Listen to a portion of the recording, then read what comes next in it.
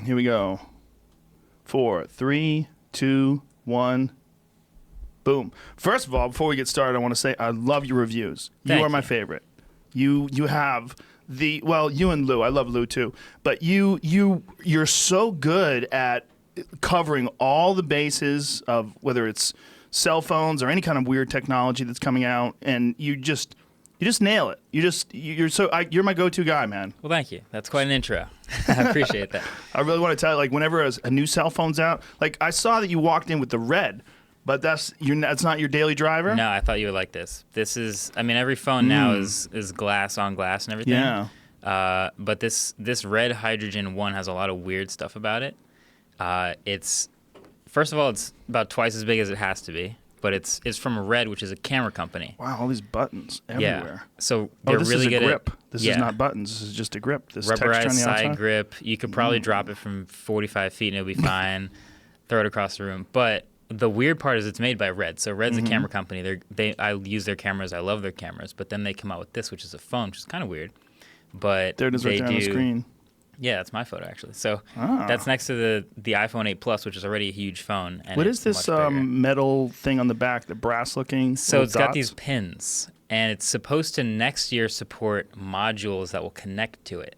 So potentially VR? Better camera, bigger battery, VR, whatever Reds decide to support or make will attach to it. But it's also kind of may or may not happen for a while. Yeah, because Jamie ordered one. When did you order one? I think I paid for it last, I don't know, right when it went on sale. Yeah. So like the last August maybe. I don't Vaporware. know. Yeah. My official one just shipped. That's a prototype. This is a prototype you have here? Yes. So I've worked with Red I've seen a lot of the process since I've gotten like 8 software updates, and this is not final, but like it's a pretty good idea. Yeah. What do you think about it so far? So it's surprisingly good. A lot of people, like new camera companies or new companies, come up and make a phone, and it's just not right in a lot of ways. They kind of took a lot of notes, and they went minimal with the software. I like that about it. I was expecting the camera to be amazing. They don't make this sensor, so the camera's not amazing yet. Oh. But I think the modules will make this what it is. I think the phone by itself is like not really $1,300 phone. But its support for upcoming things that they're planning, I think, will make it good. Is it a problem when a company tries to get into the cell phone business and you're competing with Samsung, Apple, hard. Huawei? There's just so many companies that are so advanced. For you to be Red, who's essentially a camera manufacturer, they make video cameras. Yeah. Really high end, for people who don't know. Really high end HD video cameras. A lot of movies are shot on them, films, all kinds of things. Even YouTube videos. Yeah. Oh, you do all your YouTube videos with it? Yeah. Is it really that good for you? I mean, is it worth having a Red camera? It's a large camera, right? It's heavy. Yeah. It started off not that great, and then I got used to it, and then they got better. So it was probably like 5 years ago that I first started with a Red Scarlet. This 4K, 5K camera, and yeah, it's kind of a pain. But the workflow has gotten better. They've worked with smaller teams, like individual creators even, to get the cameras now smaller. It does more in a smaller body, so it's gotten a lot easier to use a Red for a small team, whereas 5 years ago they were making a Red for a movie shoot with 15 people using it. Yeah. So how much do they weigh now? I couldn't tell you a weight. I'd say probably between 6 and 10 pounds. Oh, it's not bad at all. Yeah, because it's completely modular. You rig it up to be what you want. So like you get that out the box, which is just the brain. What we're looking at, for people who are just listening, it says Red Dragon on the side. Why is it called itself Red Dragon? They've got some names. It's pretty clutch looking. It looks it looks really like a computer. So that's what you're looking at, is just the computer and the sensor, and that side piece right there is the SSD reader. Everything else, all those pins you see on the top and on the side, that's where you connect what you want to make it the rig. So if you were doing this 8 years ago, you would attach a viewfinder, you would attach a couple monitors for directors, you would attach controls, all this follow focus, all this, the lens, obviously, the mount, all this stuff has to attach to it. But for just me and my use, I'd use it more kind of like what you might see in another image, which is just a monitor, an SSD, a controller, and a lens. And that does everything. So is the idea eventually that this phone is going to be able to do everything that does? So that, I think if you asked Red, they would say yes, but they aren't there yet, obviously. How could they release something and not have an amazing camera on it? Yeah. That seems crazy. That I think was what I think a lot of people were super hyped about, because obviously Red's good with not just they make the silicon for the camera, but they're good at color science and autofocus and all these different things that cameras should be good at. So when they come out with a phone that has a camera on it, you just kind of expect it to be amazing. Yeah. So when it's not the best, I kind of firmly believe this is the best camera. And you have that's the Google This Pixel 3. yeah, is the best camera in a phone. Are you a Google Pixel fanboy? At this point, I'm a fan of the camera, Right. which has turned me into a fan of the rest of the phone. Just the camera alone. It's an unusual camera in that it only has one lens. Camera, yes. Yeah, there's one camera, where everybody else is going with multiple 2, cameras. 3, 4. Yeah. Google's doing everything with software. Yes, and I like that about it. Now, is that the XL? Let's see XL. It doesn't seem that big. It's kind of not that insane. I think Kinda everyone's into the notch, obviously, Yeah. which is a little different from what you might see in an iPhone or a Huawei phone or something. But the software is very googly. The screen is much better than last year. It's glass, it wireless charges. It's got all these things that last year's phone didn't have. But the camera is absolutely what makes that phone good. It's really that much better? It is that much better. What is so good about it? It's like you said, it's the software. So what Google does with HDR, and essentially their image processing is a big part of why it's good. You could put the same sensor and glass in another smartphone with way weaker software, and it wouldn't look as good. But what they do with that image processing, it's a rolling buffer of images, so you can take it's like instant shutter. So as soon as you press the shutter, it's instant shutter. You freeze the motion. The dynamic range is great. The detail is great, and photos are amazing. I was amazed at the low light photos. Yeah. Those are stunning. Because the night the mode. best I had seen before that was the Huawei, the Mate RS, I guess it was. There's been a couple really good night modes in Huawei phones. Yeah, but this seemed even better than that, and it didn't seem distorted. It seemed like you realized it was at night, but you could see all the detail. Yeah, it's hard. It's never going to look as good as daytime, but there's a I don't have the update yet, but there's going to be an update to the Pixel that has night sight, or another night mode that does the same thing, where it's taking a bunch of exposures and long exposures and uses stabilization and hopefully gets a much brighter image that looks way better than What would you be get. different from the update in comparison to what it does now? So right now, if you just take a photo at night, it'll just try to noise reduce all. Like when you take a photo at night, there's a lot of grain. You're pumping the ISO all the way up, and when you clean all that noise out, it's kind of like airbrushing the image, in that it's going to be softer. So if you do a lot of noise reduction, you lose all your detail. It's really soft. So low light photos just aren't as good. But if you can take a longer exposure with better stabilization, you can not crank the ISO as high, not introduce as much noise, and then at the end of the day have a more detailed, better looking photo. So that's the theory behind a lot of these night modes. How do they do that all in software? A lot of calibration, a lot of knowing exactly how good the optical image stabilization is in the lens, and then electronic stabilization as well. A lot of algorithms knowing what part of the photo is moving versus what isn't. So there's a lot of computational photography, is what it's called, happening on the chip that makes it that good. It's just fascinating that Google is the only one who's doing this with one camera, as opposed to everyone else. Like my iPhone has several cameras. Yeah. I have a Note 9, which I really like. And one of the other things about Google is it does not have a lot of RAM. No, I found that actually kind of an interesting weak point about this phone. And I reviewed it, and I was kind of skeptical about, it's only 4 gigs of RAM, which like a couple years ago, wow, 4 gigs of RAM on a phone, that's amazing. It's amazing. But a lot of phones coming out now has 6, 8 gigs of RAM. Who has the most right now? A gaming phone just came out with 10 gigs of RAM. Is it the Razer phone or a different one? No, another one. I don't even remember the name, but then there's also a Oppo Find X with 10 gigs of RAM. But Do you need that? No, No. You don't need it. What would be the benefit of having 10 gigs of RAM? Like what software would run? Basically, the advantage to having more RAM is keeping apps open and running in the background longer. So if you have your camera and your Twitter and your Instagram and your web browser and all that, a lot of maybe a couple games all running at the same time, and then you multitask and switch between them. On a phone with less RAM, you'll find that you'll switch from the game to the browser, and you go back to the browser and it reloads everything, because it completely garbaged that from the memory after a while because it was trying to save space. So on a phone with 4 gigs of RAM, this happened to me a couple of times where I'd be listening to music and I'd open the camera and I'd take a few photos, and then the music or the podcast or whatever would just stop. And it killed that app in the background with only 4 gigs of RAM. I'm not doing that crazy things with multitasking. Just 2 things running. Just 2. I think it might have been a bug because the camera uses a lot of memory, and for whatever reason, it just picks the other big memory app and kills it. It's not very repeatable. I've had it happen to me since I landed yesterday, like a couple times, but I think a phone with 6 or 8 gigs of RAM, the last phone I was using for a while was the OnePlus 6, has 8 gigs of RAM. And that never happened to me. Every time I multitask and go back 5, 10 apps ago and open it, it was right where I left off. Is the Google Pixel 3 your favorite phone, or is it just your favorite phone because of the camera? It is my favorite phone, period. And it also has the best camera.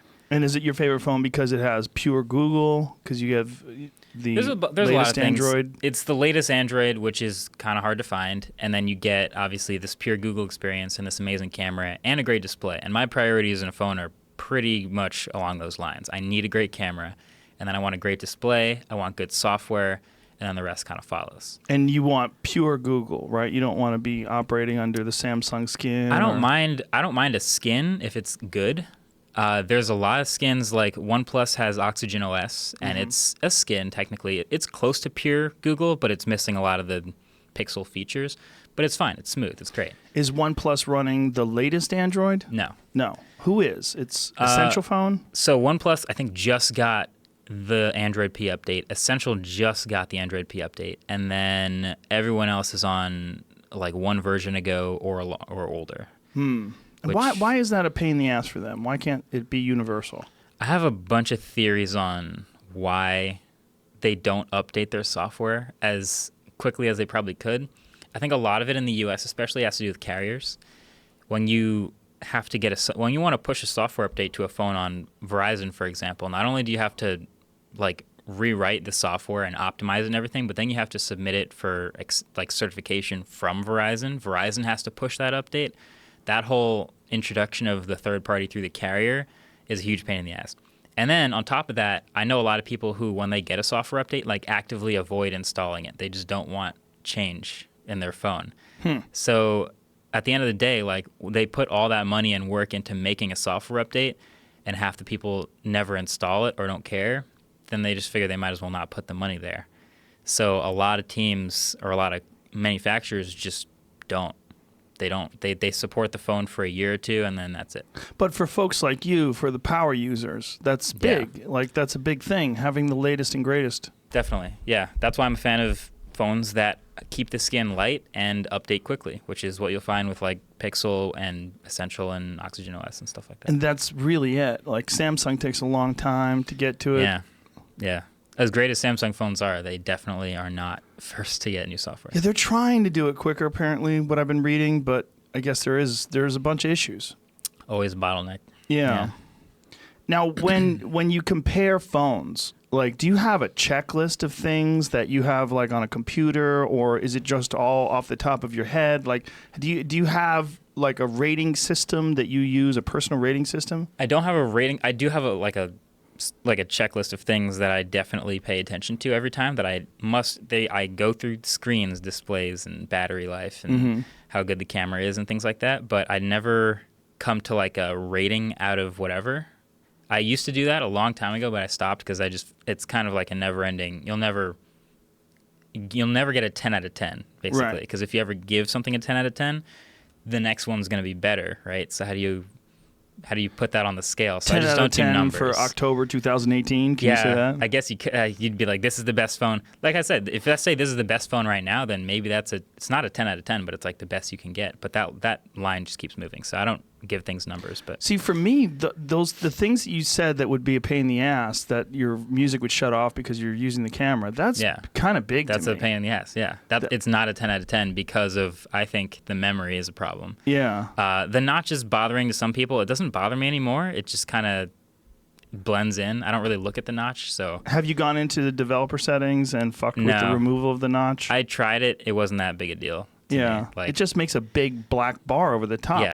Exactly. And you just lose the screen you paid extra for. Yeah, that seems silly. Yeah, I don't mind it on the iPhone. Mostly I use the XS Max, this one right here. Yeah. But I'm so sour on Apple because of what they did with the batteries. Yeah. That was such a dirty thing to me. Because everybody had always suspected, like my friend Brian was always like, dude, I'm telling you, when the new phones come out, your old phone starts moving slower. I'm like, dude, Yeah. that's a conspiracy. That's all horseshit. Yeah. I'm like, your phone's just old, bro. But then when I found out that it was real, I was like, you assholes. And It's to pretend. The problem was the way they didn't tell people. Like, they could have just avoided, like, the whole, whatever, like PR, whatever you want to call it, by just telling people, look, this is what we do when your phone's getting older. We need to preserve either the CPU or the battery, so we need to either voltage down the CPU or save your battery. Pick one and give us a choice. They didn't tell us until people started suspecting things and they had to make a statement, and then it looked kind of dirty and like hidden. I don't buy it. Yeah. I think it's a trick to try to get you to buy new phones. There's no way they didn't think about that. Yeah, of course There's they no thought chance about they didn't it. think about that. Yeah. Why else would they do it that way? Why else wouldn't they just let the battery be slower or let the CPU be slower? And the best part is they give you the choice now, but if you never look for it, you'll never find it. And they definitely still default to saving your battery by underclocking the chip. So your phone will still slow down if you don't know where to find that option in the settings. As soon as the new phones come out. Basically. You motherfuckers. It's just dirty. It seems pretty dirty, yeah. Because it's the thing that everybody always suspected. Everybody always suspected there was some sort of engineered obsolescence. And they're doing this on purpose to get you to keep buying the newest, latest, and greatest. But I wanted to go, nah, Apple? Come on. Apple wouldn't do that. I mean, they're your friends. They paint this picture that's really upright. Like, we want you to have the best experience as long as possible. Sure. Which involves not replacing your battery, which means we'll just slow down your phone just a little bit so that it lasts longer and the battery can keep up. Makes sense on paper, but on paper, well, there's a lot of things about Apple that I really like. I really love the OS. I really love it. I mean, it's just so much better than Windows. But their keyboard sucks so bad on their laptop. It's just the laptop, clicky. It just doesn't feel good. It's got shallow travel. There's all these issues with. I switched to a Lenovo. I went with a ThinkPad just for stand up. I have to write a lot, and I found out that I write way slower, like maybe 10 words per minute slower. Like it's a real issue because it's like you make a lot more mistakes with those little shallow, clicky things. Yeah. And with the Lenovo, you have much more travel. It's much easier to touch type. It just feels better for me. But that bums me out. It's like, why can't they get that right? Like you're making these things for creative people, right? That's your whole thing. It's like think different, you know? That's another thing I kind of got like. It's again like what Apple tries to portray themselves as versus what you're actually experiencing. If you never listen to Apple and you get the new laptop, you're like, wow, this keyboard's worse. Yeah. This sucks. Why is this keyboard so shallow and mushy? Yeah. And then you're supposed to listen to Apple and they're like, well, look, we made it quieter. We made it thinner. So the laptop's thinner now. And they'll give you all these reasons why they did what they did. And you're supposed to go, oh, okay, yeah, that actually makes sense. Maybe this is better. But your experience often says the opposite, so that's why people like to not listen to what Apple says and just evaluate it without listening to that. Particularly for writers. For someone who writes and you write on a regular basis, you want a comfortable keyboard. And, you know, I've constantly searched for the best keyboard. And right now, I think it's probably the ThinkPad. But I've heard great things about the Razer Pro, which is the really large gaming one. It has a mechanical keyboard for the first time ever on a laptop. Yeah. And that's supposed to be really good. I have tried the Blade, and I've tried... What I'm using right now is the Microsoft Surface Laptop 2, and that's got a pretty good keyboard. Yeah? It travels a lot, it's backlit, and then the actual laptop part itself is not metal. It's got like Alcantara, like you might see inside a car, like a soft touch on the laptop. I have it in my backpack, yeah. So it's pull that like, out. Go grab that. I'll go grab that. It's kind of... Alcantara? Yeah. Like fake suede. Yeah. Like what you see in a car. Yeah. That's the craziest shit I've ever heard in my life. Alcantara. Yeah, the Razer, pull up that Razer Blade Pro, too, if you get a chance. We'll look at the Surface first because he's going to go grab that. But the Razer Blade Pro, it's an enormous laptop, and it has That's it right there. The Razer Blade Pro is so big and wide that it actually has the mouse on the side like a trackpad. This is it, huh? So that's the Surface Laptop 2. Oh, wow. How weird. And the keyboard's pretty good. It's like a polished Alcantara. Ooh, that feels good. Yeah. Does The feel question, good. though, whenever you see that material is like, if I'm putting my palms on that all the time, how long will that last? Will it start to like thin out and look kind of worn after a while, or will it stay looking like that? I hope it does. And also the whole laptop is matte black, which is, I think that looks dope, but that's also usually a fingerprint magnet. When you carry around like a matte black thing, you get like all this grease on it or whatever from carrying it. So like that's a challenge for that laptop, but I love it. It's Well, great. the other thing about the difference between the keyboard on this versus the keyboard on what I have is I have the Lenovo Carbon X1. And what I really like about this is that they're not flat. They have like a little bit of a dip to them. So your fingers sort of In the sit key? in them a little bit. Yeah, there's Yeah, like a yeah, little yeah. bit of a Yeah, that's smart. I wish more. So like you kind of, it's easier to touch type when you have exactly. like the spot. Yeah. Why don't people figure that out? I think all of it is just you get used to it. Like there's a Google tablet that came out recently with a $200 keyboard accessory that has circular keys and slightly concave, but like typing on it was fine. And like they claim like, oh yeah, once you get used to it, like the surface area of the key being circular makes it easier to type faster after a while. Huh. I don't know if I buy that yet, but Maybe if you were a secretary and you really if you're really used to the circular, Yeah. it looks like a typewriter when you just look at it. Which yeah. one is it? Pull that thing up. Let me That see would what be one- the Google. What do they call it? Something Tab. It came out like the same time the Pixel 3, and their naming is weird with them. But it has basically a Surface like $200 keyboard magnet accessory.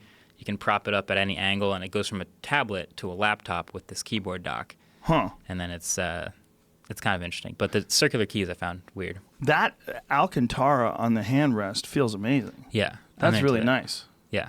I think I can get used to that. I've been using a MacBook Pro for so long. Like the contrast is like I was really used to like having metal, and like metal feels premium and good. It's like it's not gonna wear down.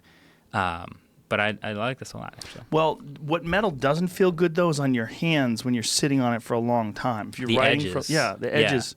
Yeah, they kind of got the Feel edges annoying. right, where like they wrap the material around to the sides. Yeah. The MacBook Pro is literally sharp. Yeah, it cuts you kind If you of. put your hands on the edge for too long. This it's kinda sharp. Lenovo is carbon fiber. Nice. So this whole thing is It's not cheap though. no, it's not cheap. Yeah. It's in comparison to a Mac laptop, though. True. It is, and there's way more options. That's the other thing. With a Mac, you get like a 13-inch, you get a 15-inch, you get a touch bar, or you get nothing. Yeah. What's the matter, Jamie? Pixel Slate. I just had it there. The picture changed. Oh, these motherfuckers. That's what it's called though. Pixel Slate. There it is.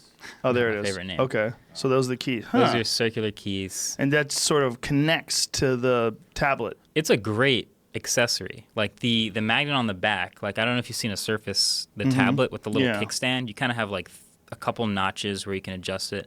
And I think the new version has infinite adjustment, but this is the same thing. Like there's a magnet in the back of the Surface or the Pixel Slate that lets you adjust the tablet to any angle, watch videos, type, whatever. Apple's the only company that makes keyboards that I know that had it better in like 2012 than they do in 2018. If you get a 2012 MacBook, you go, "Ooh, this is kind of better. There's more travel." Yeah, you might think it's like an upgrade if they went backwards. Yeah, Yeah.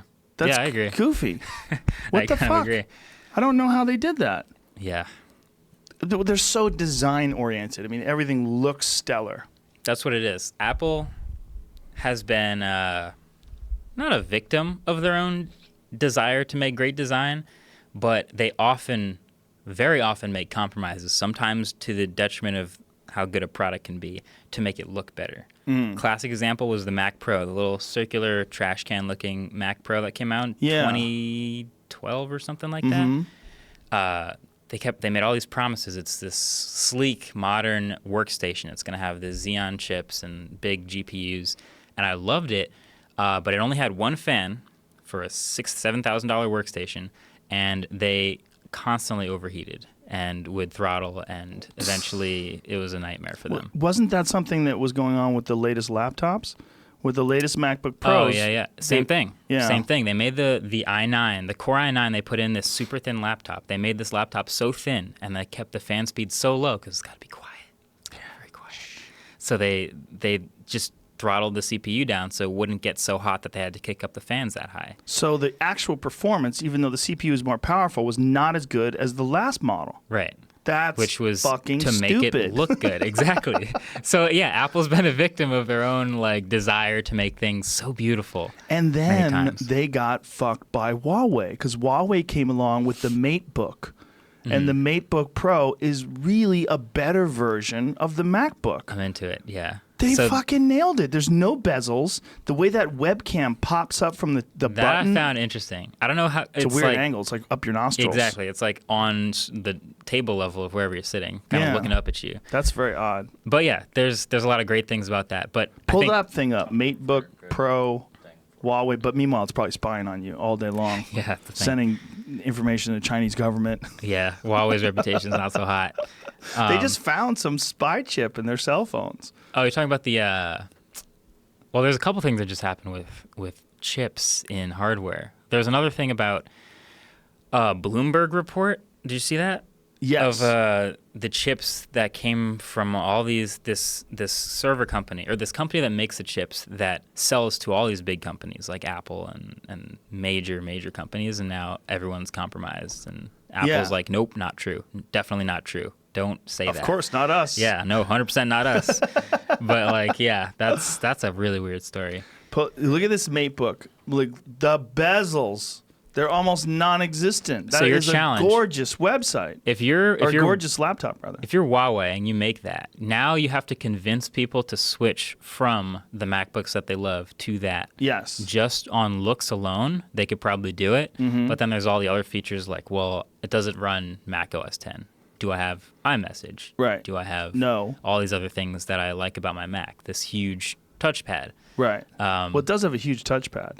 Yes, but I'd say to this day, still, Apple has the best laptop touchpads, the multi-touch stuff. But the battery life is supposed to be excellent as well, right? Yeah. How Look good? at that chart. Jamie. That chart was perfect because that's like all these X's for that. Yes, we have great design. We have better ports. You only have USB-C on that little MacBook Pro. We have full-size USB. We have all this stuff. We'll give audio to the MacBook Pro. It's got bigger speakers, whatever. But we have a better battery life. We have all this better, lower price, all this stuff, and you still have to reconcile with what people love about their MacBook Pros, which is Mac OS 10. Well, there's that, but there's also people love having an Apple product. That too. They do love that. Yeah. They like if someone If you could put an Apple logo on a Huawei, I wonder how many they could sell. It'd probably be a little better. sell the shit out of them. Yeah. Well, you know, some comic has a joke about texting a girl, and the text message comes back in green. You go, "Damn, she's poor."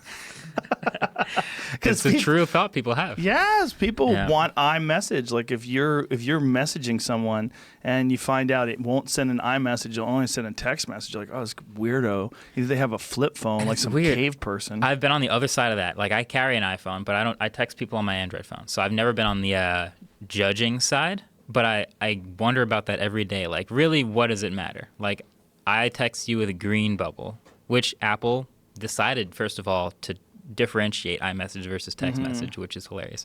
Who cares? Like what well, the does it blue matter? does look better. I'm sure they decided to. I'm sure in a software update they tweaked that green to make it look extra harsh. and, Well, like, you know what it different. is they figured out with pool tables a long time ago. Like pool tables, the cloth generally is green, Yeah. right? But when they started playing in professional tournaments, they realized that blue cloth is actually easier on the eyes, and you can differentiate the edges better.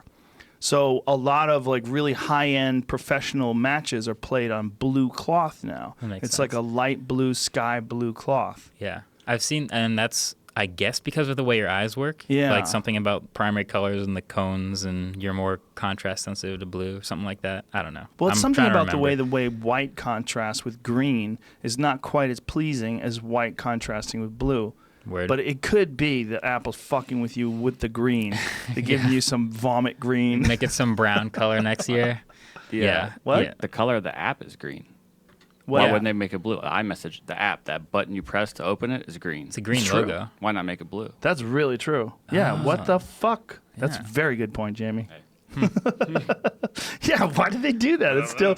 Why would it be green when you're sending blue messages? Apple. It's weird. You dorks. Steve Jobs is dead. You guys are fucked. You don't know what you're doing.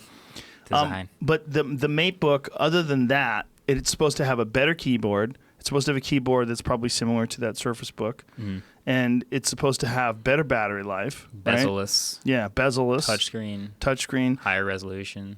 But you got to deal with Windows 10, which is a little bit of a pain in the ass, I got to admit. It's like the updates are almost daily. There's something going on with firmware or something going on with this or that. Or I've gotten used to it, mostly, though, because most of what I do on my laptop is pretty web-based, so I'm just living in Chrome or Safari or whatever, Right. so it's not a big deal. But then, yeah, once I have to go out and I'm going to go in Lightroom and do some photo work, and then, like, suddenly I'm digging through files and I'm in Windows, and it's then you start to feel like you're different. Yeah, when you first time you have to update a driver, you're like, what is it, 1996? What the fuck is going on here? I'm updating drivers? I try to avoid that.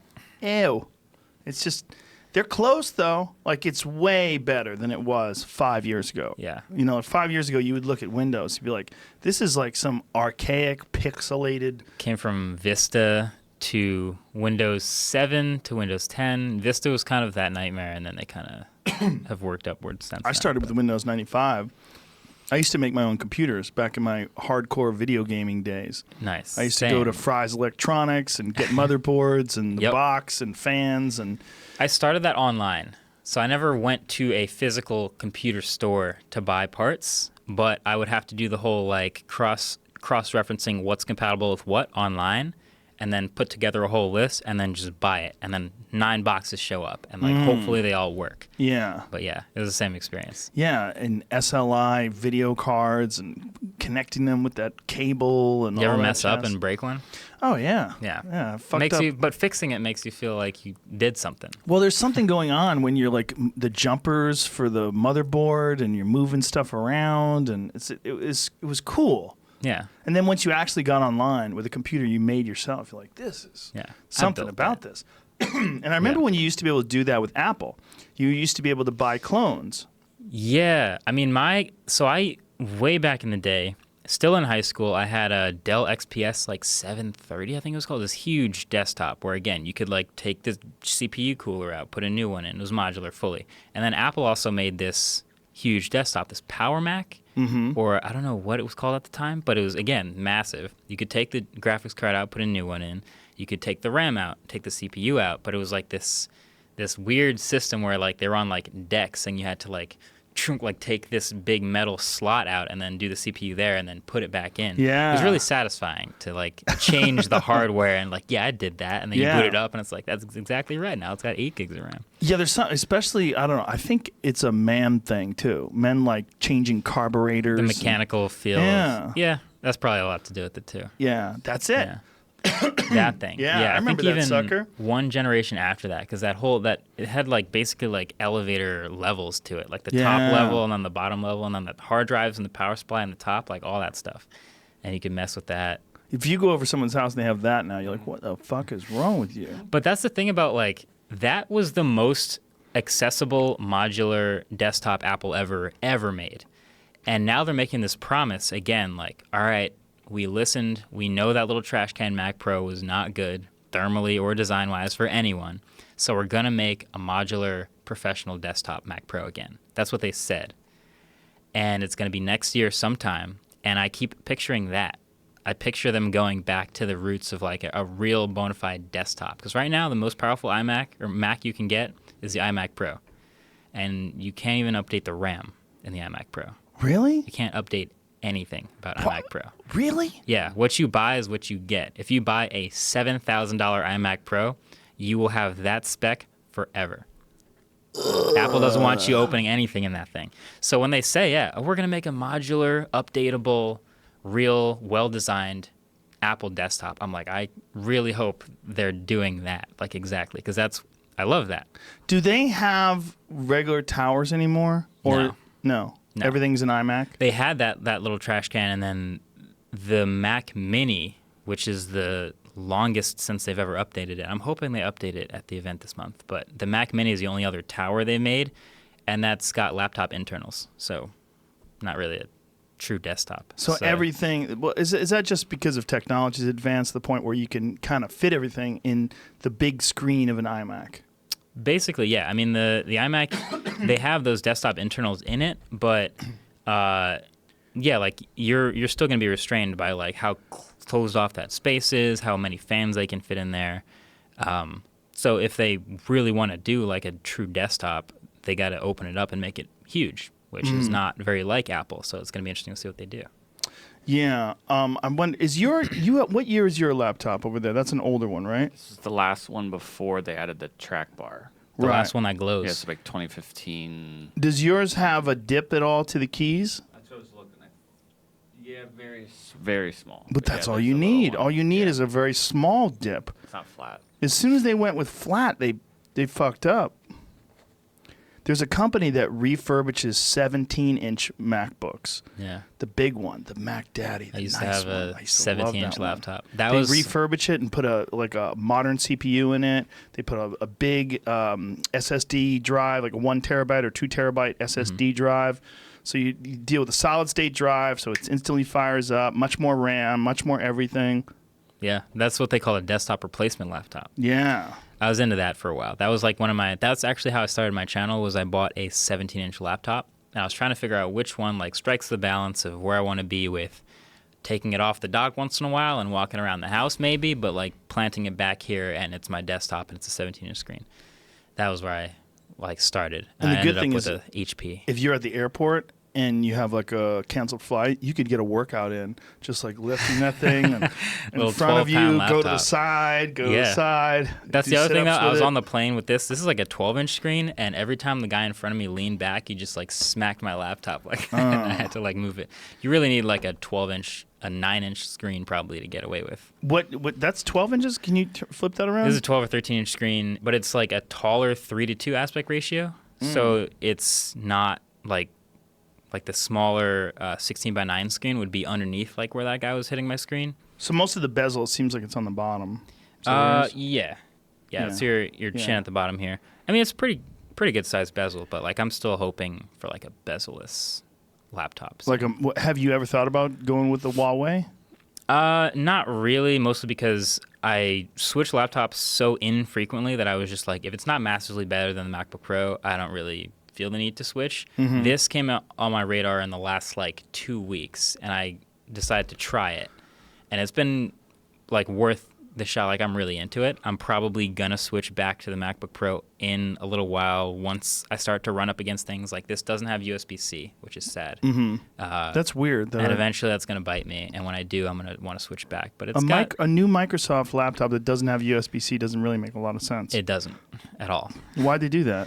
I have no idea. It I want to looks ask great. them. It's a great laptop. It doesn't have the charger is this weird like it's not like MagSafe, but it's this like slot charger thing where it like goes in and out easily, but also doesn't have a card reader.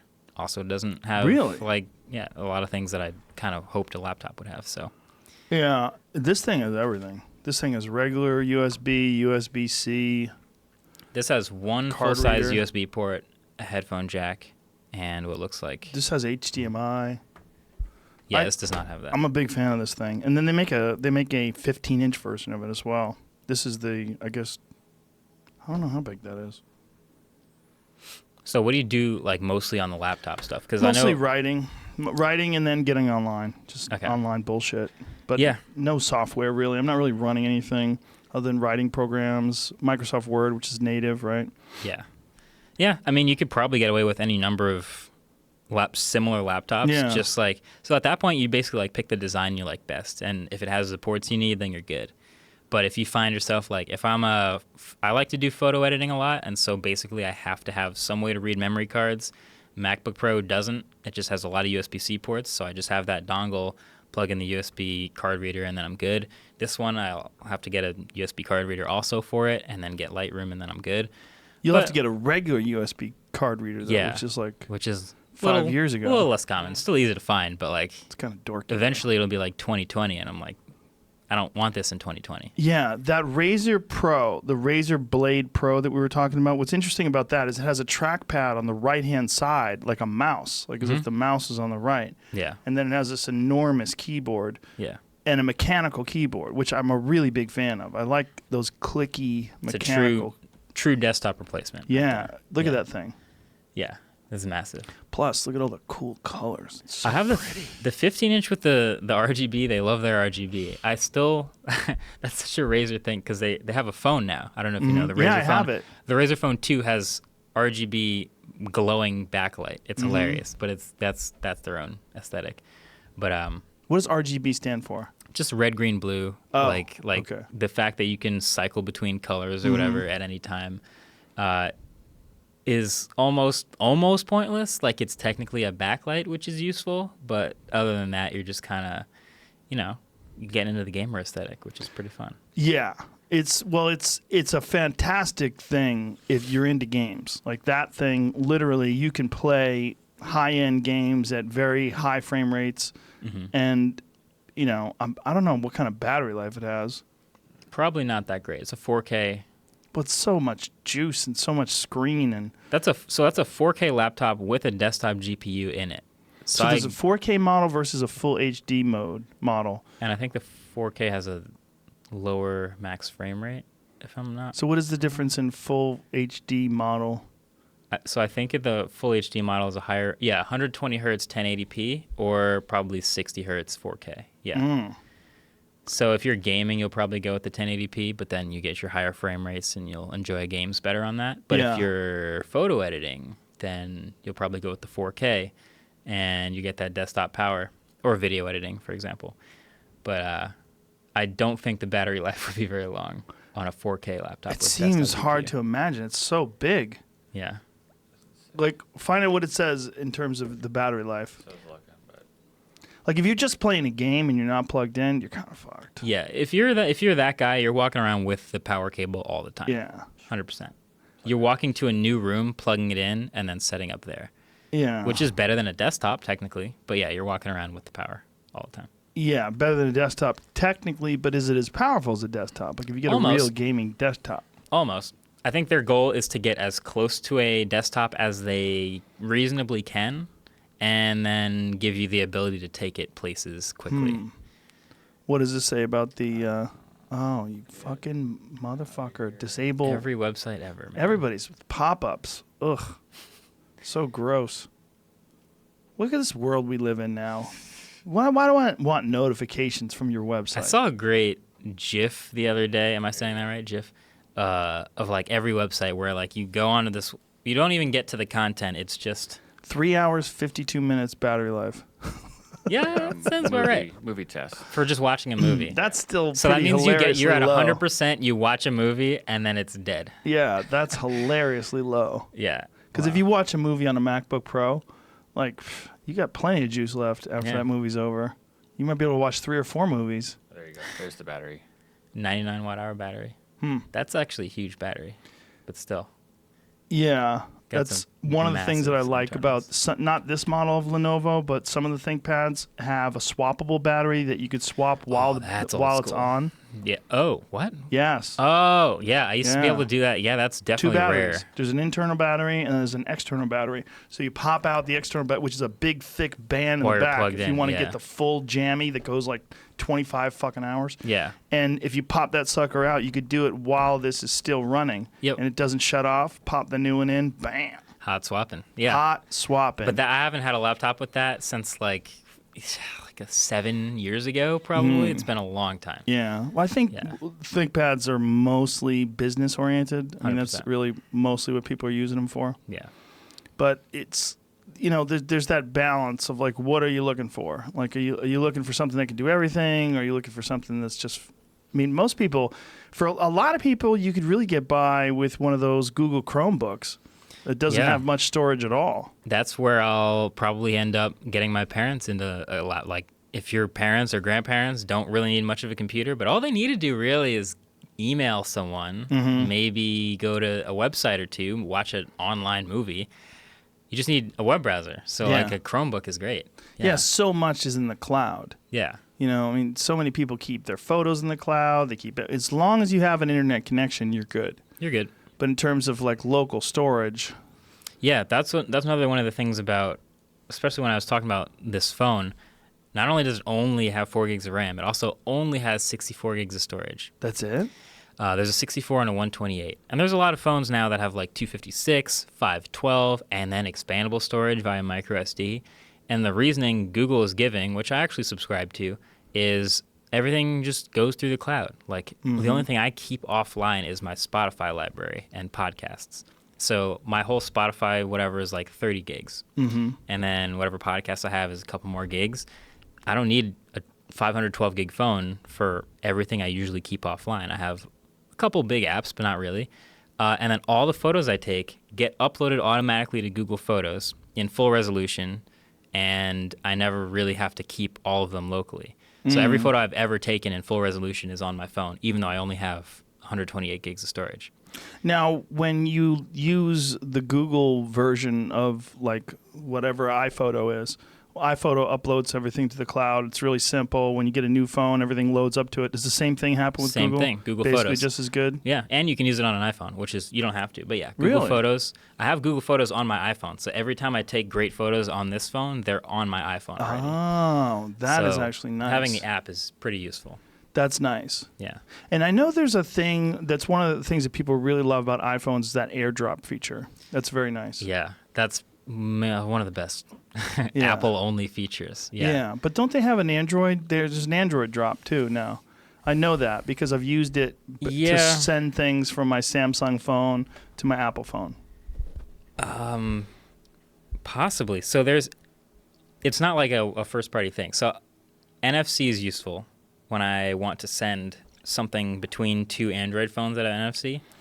But this is something I wasn't really using AirDrop until recently. And then I was like, oh, wait, I do have a Mac and an iPhone. I can just transfer files back and forth. And we started doing that in the office a lot, which we have a bunch of Macs and iPhones in the office. So we started like passing files back and forth. And then one day I was trying to do it on my Android phone, and I was like, wow, this is like a bummer. I have to go into like Dropbox and upload it and then download it. And it would just this couple extra steps were a pain. And it made me really appreciate how good AirDrop is. But AirDrop's pretty good. Apple's really good at making things super simple. Yep. Like you don't ever really have to update things until the OS updates, and it's pretty rare. Yeah. Everything works really good. You don't really even worry about viruses or anything like that. Yeah. There's a lot they do that's really excellent. Yeah. But I feel like they're running on the momentum of Steve Jobs' maniacal vision. You know? Yeah. Yeah. Don't you kind of? There's been a lot of Apple's changed or Apple's not the same since No More Steve, which is true, obviously. But they're also like their momentum. Like, how can you not? Like, They're insane. They're $1 trillion company now. They continue to make iPhones that look the same that they did 9 years ago. Like, why not? Yeah. You know? And if people keep buying them, of course, they'll probably never have a reason to change. It's just a different kind of company now. Before, I mean, he was like generally regarded as an asshole, like just a crazy, whip cracking, micromanaging. Just a nut. Like there's that famous thing of him trying to use, I forget what the device was, but it wasn't working during one of on his stage. Yeah, I remember that live. And he threw it. Yeah, he's like it was casual, but it was hilarious. It was like there was anger to it though. Well, because someone definitely got fired like within minutes of that happening. Yeah. Yeah. He's and like, that's happened on stage. Like things mess up on stage. Like yeah. It's going to happen. All the time. A couple years ago, there was an Apple event where I'm pretty sure Steve was on stage trying to get something to work, like in a demo. And if you've ever been or seen like an Apple event, like the entire audience or half of the audience is just people typing, like blogging, like exactly what's going on. So they're all connected to the internet. They're live blogging. Yeah, so Steve is like, get me one that works. But look at his face. This is the thing. Like, back that up a little bit and give me some volume. Look at this. Not turn it on. Here. Here, take that. Okay. We'll let an expert see if he can turn it on. Got him. We'll let an expert see if he can turn it on. There's an anger there. Yeah. Well, he was like, you motherfuckers, how is that my speech? After the show, he was definitely doing that. Oh, yeah. Yeah, so there's another event where like something wasn't working, and he's like, I need everyone in this room to turn your Wi-Fi off so that this will work. I need everyone to stop blogging, close your laptops, get off the Wi-Fi, and then this will work. And it was kind of like a couple minutes of like, ha, that's funny. Maybe is he serious? And like slowly, like everyone did close their. He's like, everyone get off the Wi-Fi. Everyone close your computers right now, and this is gonna work. And What he was the did issue? it. I don't remember exactly. It was must have been some wireless related, getting something to load or work. But that was pretty hilarious to me. I feel like if you want things to operate at the speed of Apple when he was alive, you kind of have to be a fucking crazy asshole. Yeah, you have to have that next level. First of all, you need a vision of what you want it to be, and then you need to be insane enough to try to get people to do that. Well, he also was, according to, is this it right here? Yeah. Oh, Safari demo. Yeah, that makes Sorry, sense. guys. I don't know what's going on. Oh, here. It's a 4-minute video, but this is.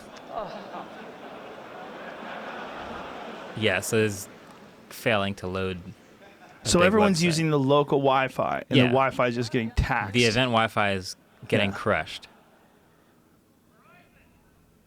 Someone said Verizon. Yeah, fuck AT&T. I turned this on. Sorry.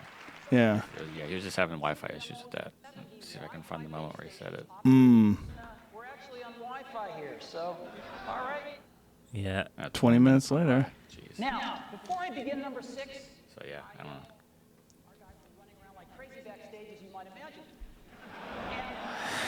And we figured out why my demo crashed. Why did it crash? Because there are 570 Wi-Fi base stations operating in this room. Okay? We can't deal with that. So we have two choices. Either I've got some more demos that are really great that I'd like to show you. So we either turn off all the stuff and see the demos, or we give up and I don't show you the demos. Would you like to see the demos or not? Okay.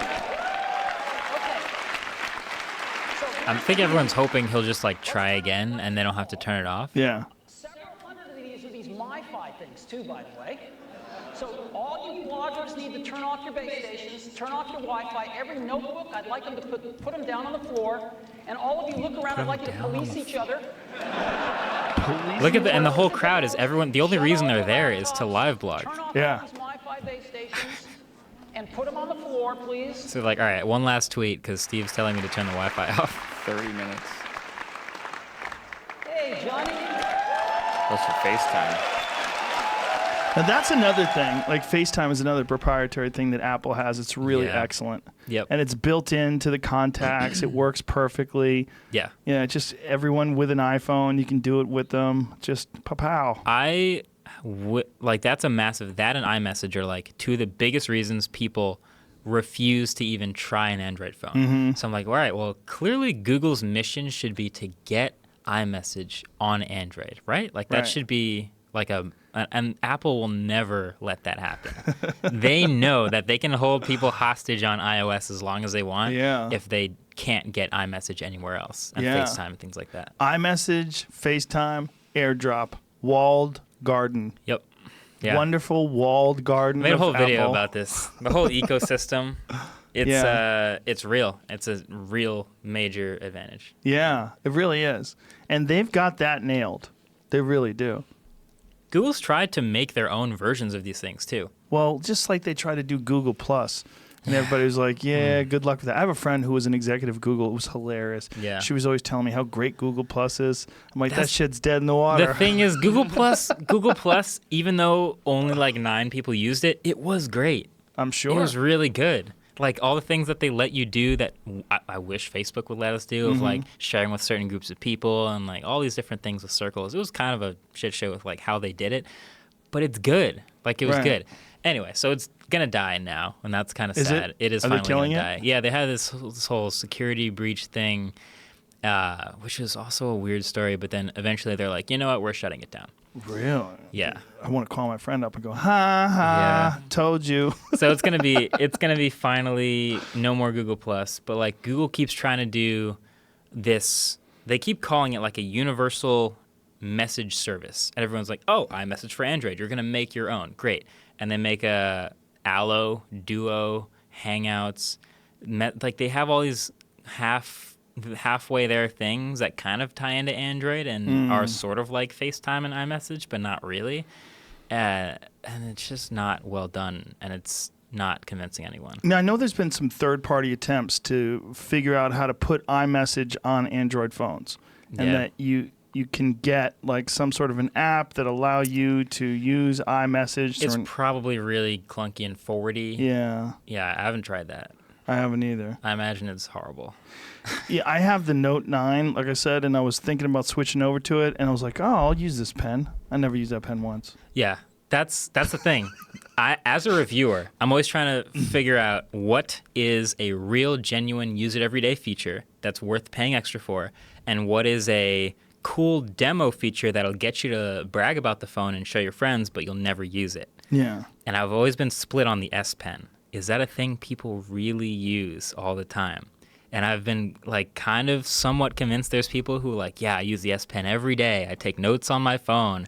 I use that app. And I'm like, I try. I had this little point where I was like, yeah, I'm going to do lock screen notes. Every time I want to remember something, I'm going to write it down. And I just never got into it. So like, I'm usually pretty good about like dividing things into buckets of like, yes, this is something we will use and is worth paying. This is dumb, but it's really cool to demo and it will just sell people and they'll never use it again. Those two buckets are very clear. The S Pen's always been in the middle for me. Yeah, the lock screen thing is weird too because it doesn't work that smooth. The lock screen notes. It's gotten better. Yeah, it's a little clunky, and then you don't just get it right there. It saves it to notes. So you have to go to notes and then you have to go to the notes app. Yeah. Well, my thought was, I'm going to use this, and I'm going to put my set list on my phone, and that way, any time I go to the lock screen, the set list will be there. I'll just be able to scroll through my set list when I go on stage. Yeah. But it doesn't work it's like not that. there. No, I got to go to notes. Right. I'm like, well, what is this then? Yeah. So it's just kind of weird, halfway there. Yeah. But I want to talk to someone who's like, yeah, I buy the Note every year because I gotta have the pen. Like there's got to be someone out there. That's what I think. But well, one thing that is kind of cool about it that I've never used once, but kind of cool about it is the fact that you can use that pen as a remote control. Yeah, that's definitely take photographs. Firmly in the second bucket of like great demo. Yeah. Look, I'm halfway across the room taking a selfie. That's cool, right? Yeah. Yeah, and then you'll never use that. Never again. use it. Yeah. And then also using it as a remote control for music. Yeah. And for video. You can map it to all kinds of crazy things. It's actually a really well thought out feature. Like it's Bluetooth and the S Pen has its own battery now, so you put the battery in the phone and it charges the stylus very quickly. In a couple seconds you get like half the battery. Like it's really well thought out. Yeah. But am I ever going to use that? Probably not. Yeah. The battery's huge too. It's got a 4,000 milliamp battery as opposed to the iPhone, which is what, 30. Even the big one's like a 31 or 3200. Is that low? Yeah, but I mean, like iPhones have never needed the number on paper to be big to be well optimized Because of software. Yeah, software. But they've done tests where they did benchmark tests between the Note and the iPhone X. What is it, Max? The 10s How do you say Max? it? 10s Max. Yeah. It's not. The Note crushes it. Yeah. No. Samsung's getting better with optimization too, which is awesome that they crush it. They used to be kind of scared of batteries in the Notes. For obvious I wonder reasons. why. But they've finally gotten better at that, and they're doing really well with it. It's amazing that they bounced back from that at all because people fucking died, didn't they? That's insane. I don't think anyone died. Well, one guy. I don't know what happened to him, but there was a famous guy who was a tech guy who died because his battery exploded and his house caught on fire and he died in the fire. Really? I don't know what phone he was using though. He was some I don't think it was the Note. Cryptocurrency guy. I follow the Note pretty closely because that was I had a couple of them just because like I was in the middle of reviewing it and using it. I carried one every day.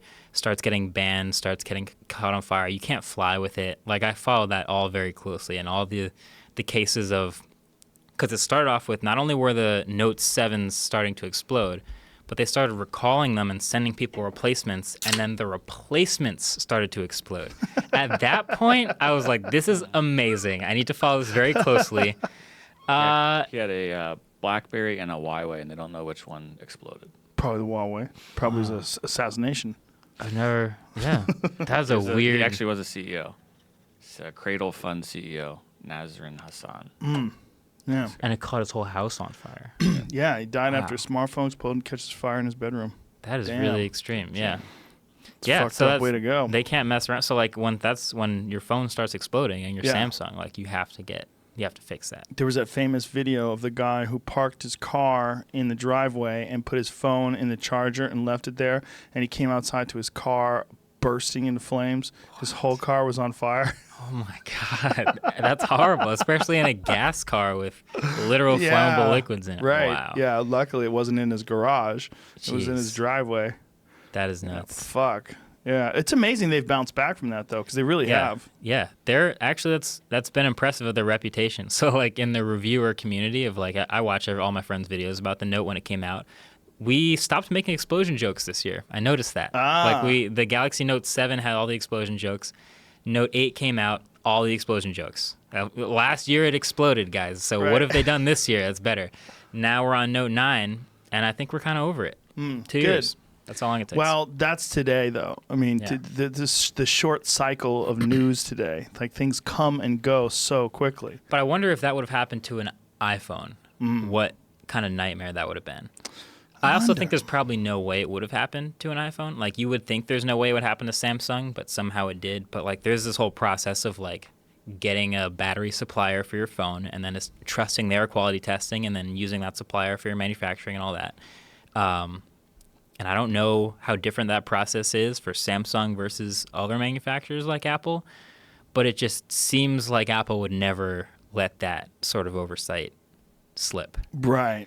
I wonder. But if it did, how crazy would that have been? Well, Samsung comes out with new phones way quicker, right? They come out with phones more often, but they update their lineups at the same rate, like once a year for Note, and also once a year for Galaxy S. But since they're 6 months apart, it looks like they made 4 new phones. You know what I mean? Right, So I we're going to see. get a new phone every April. Galaxy S10 will come out in April, and then you'll get Galaxy Note in September. And It's like, well, it's only 6 months. Well, that's part of a different lineup. So like Galaxy S is every year, Galaxy Note is every year. They have all these other lineups. So they make a lot more phones for sure. And are they still doing the Sport? Because they had that Sport model. The Active. Yeah. I think they are still. It's not nearly as special seeming to them as it used to be. They used to really like put out separate commercials for it, and they'd have like all this hype. I remember like Galaxy S7 Active was a big deal. Yeah. I don't even know if there is a Galaxy S9 Active. I don't believe there is. There might not be. It was a rumor that it was coming out and that it was going to be completely waterproof and shock resistant. It was going to have a rubberized case. Right. And it was going to have an enormous battery life. But they didn't. They haven't released it. The 9 was going to have the same size battery as the Note 9, but the regular size 9 screen. Oh, okay. So 4,000 milliamp battery, but in the S9 screen, Right. which would have been massive. Yeah. I mean, that would have been incredible. I Yeah. guess people just didn't buy it as much. Yeah, I don't think people knew about it. I think it's one of those deals. Yeah. I love battery life. I'm always scared that my phone's going to run out of battery. I know it's ridiculous because it very rarely does, but I'm always like, fuck, what if it runs out of battery? Yeah. When I hear about like the iPhone's battery not being so good, I've heard that the XS regular has better battery life than the XS Max because the Max has the larger screen. I think they're about the same. I think the standby time on the 10s Max is better because of the bigger battery. But when you do use your screen a lot, they kind of diminish down to the same number, I think. And then this iPhone XR, which I've just started using, seems to have a better battery life than both of them. And this is the less expensive This is version. the $750 IPS LCD version of the iPhone X. Yeah, the colors and all that. Now, how much of a factor is that in everyday use? Do you notice the difference? The battery life? Yeah. No, the image quality not being as good with the different screen. Yeah. So that's the only factor, right? Are the internal components the same? They are the same. There's 1 gig less of RAM, weirdly. But yeah, all the rest of the internals are So the what same. does a standard one have? 6? So 4 gigs of RAM in every 4? iPhone still. Yeah. And then 3 gigs in the XR. And then also 1 camera instead of 2. And then an aluminum rail on the side. I call it a rail, but the outside's aluminum instead of stainless steel. So the iPhone's got the shiny stainless steel outside. The screen is still pretty decent. I know everyone likes to trash on it because it's only 828p or so. It's like a 720p screen, roughly. This is the R. The R. But like using it or just looking at it, it looks fine. And Like an Apple iPhone 8. yeah, exactly. It's the same pixel density as an iPhone 8, Which is was fine. fine for most Yeah. people. So if you get too caught up on the number, which is not the typical iPhone XR buyer, then it's going to look bad. But if you just look at the screen and use it, which is most people walking in a store and just saying, hey, this looks fine, and it's $250 cheaper, I think I'll just get this one. That's why I think the 10R is going to be a great seller for Apple. Yeah, it sounds like it. Now, when you switch to those battery pack cases, now you have a brick in your pocket. It's huge. Yeah, that's a big phone already, too. So a 6.1-inch screen on that 10R, and then this big battery on the back, it's just going to be massive. Yeah, I don't know. I mean, I haven't seen any XS Max with a case that has a battery in it, but jeez. I wouldn't even try. It just wouldn't even fit in your pocket anymore. Yeah. But it's great if you go on a trip somewhere and you might be in some janky place that doesn't have power. Yeah, like a travel version of your setup. Yeah. Yeah, and it's just big old brick case. Yeah. I'm not a case person. Yeah, you don't have any cases, huh? No, I don't do cases. Look at you. Yeah. But you switch phones so often, even if you drop them. That's what you people got other always ones say. That pop a SIM card out. I still take good care of my phones. People are like, oh, you get a new phone every 2 weeks. You might be right, but I still take really good care of my phones. I actually did kind of getting out of my car. This slid out of my pocket, which is kind of a nightmare. And it took one bounce before I like sort of half caught it. So I got this little scratch on the corner. That's the Google phone. It's a Google phone, but it's fine. So I always question people that don't have cases. I'm like, ooh, you're one of those people. Yeah. My friend Andrew Santino, he doesn't put a case on anything. And he didn't have like a good, he was a design person. He's like, look how beautiful this is. Why would I put a case in this? That's part of it. But Neil deGrasse Tyson had a really interesting perspective. He said he takes his case and he flips it around in his hand constantly. And he said if you go to you watch like cadets when they're learning how to handle guns, they're spinning their gun around and catching it. He goes, why do you think they're doing that? They're doing that so that they're always able to catch their gun no matter what. They have so he takes his phone and he flips it around in his hand he all does that the time. like so he's always able to like a cadet. That's awesome. So he's like, I don't just drop ready. my phone.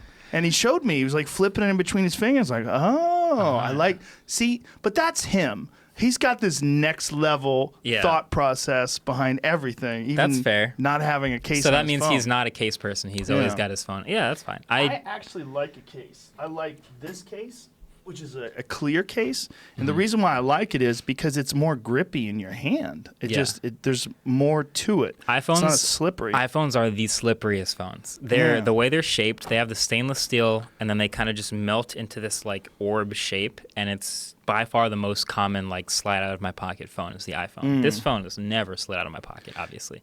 And the OnePlus, you said that was your favorite phone before the Google Pixel 3? Yep. And why do you like the Pixel 3 better than that phone? Because I've heard great things about the OnePlus. Yeah, I love the OnePlus still, and I would have no problem using it today, but this camera is so much better than every other phone, Now, is that because you take a lot of photos for YouTube and blogging and that kind of thing? Yeah, just social. I tweet a lot of photos. I have Instagram a lot of photos, and I just... That much better? Yeah, that much better. Yeah. Than the OnePlus, which is already a $600 phone. And the OnePlus, the Galaxy Note 9 is supposed to have a very good camera as well. I can't tell the difference. I'm not good enough to understand. Okay, most people won't until you put them next to each other. And then you kind of go, oh, interesting. There's a much... Like when you put an iPhone photo next to a Pixel photo, iPhones have notoriously great cameras. Pixels have notoriously great cameras. You might be totally fine with either one. But if you put them next to each other, you will notice massive differences between the photos. Really? Yeah. What do you notice? Did you do any comparisons that are online that we could pull up right now? My last one, I compared Pixel 2 to iPhone 10 to OnePlus 5T to two other phones. I did like a 5-camera blind test. And what I did was I put the 5 photos next to each other but didn't tell you which one was which. A, B, C, D, or E. And you go down the list, and I have like 7, 8, 9 photos in a row. A, B, C, D, or E. Pick your favorite one. A lot of people went with B. A lot of people went with D, and they didn't know which one it was. And at the end, I revealed which one was which. And a lot of people were surprised by which one they picked. Oh, wow, I picked the Pixel over the iPhone every time. Really interesting. And a lot of times when you put them side by side, you'll notice like iPhones like to boost the shadows a lot more so that they're much more evenly lit. Yeah, this is the side. So like if A, B, C, D, and E, which one do I like better? And I already can tell immediately which one's the Pixel. And you might not, because I remember Pixel 2 had cooler colors and more contrast than any other one. And this is a gray backpack. Yeah. So another thing about these is it helps to see it in a high resolution because the difference in detail and sharpness between them is another thing I paid attention to. Which one's E?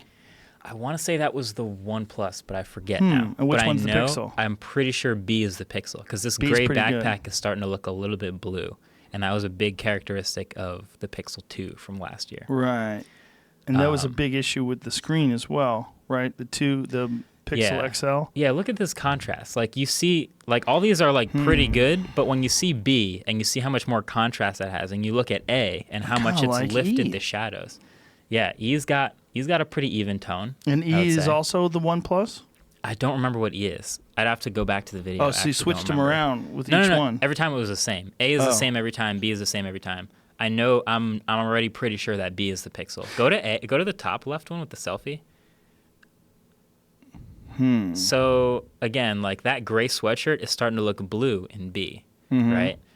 In E, look how much brighter those shadows are. Like my black hair looks kind of gray at that point in that one. So there's a lot of things you don't notice until you put them side by side. God, but so nitpicky. They all look so good. They all look pretty much like the same. And if you C, never but C, you're a little compare them. closer up. Yeah, C is a little bit tighter, so I'm going to go C as the iPhone because the iPhone has a little bit of a tighter selfie camera. A lot of Android phones have a wider angle selfie camera because you can fit more people in them, but Apple's always told me they go with a tighter angle because there's less distortion and they want it to feel more natural. You just take a picture of yourself and you look great. Oh, here we go. iPhone X, Note 8, Okay, so Pixel you know what? 2, and Hasselblad. I did add a real camera into the mix. Damn, that real camera was pretty fucking good. Yeah, I hope so. It's $10,000. Now, is that real camera It better look pretty good. film, or is that video No. as well?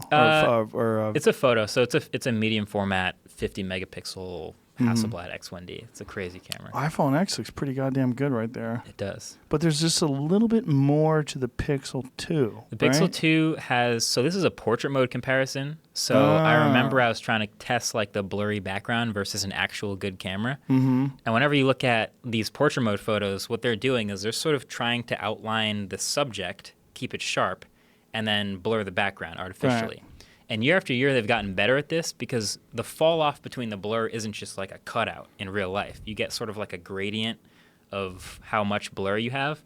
So Pixel 2 has typically the sharpest cutout and the best like separation between the background, where the iPhone kind of just takes the face, keeps the face sharp, and then sort of has a more natural fall off, so your body might not be in focus. And Note 8, it's just not as good. Yeah, in that image, that's a really in that one you really see how good the Pixel 2 is. Yeah. Like that. And so That's Pixel 3 got better at that. Really? Especially, yeah. So, and now you can change something Note was doing last year. You can change how blurred the background is. So on iPhone XS now, Pixel 3, Note 9, all of them, you can change how blurry the background is. Now I notice you have an Apple Watch on though. I do.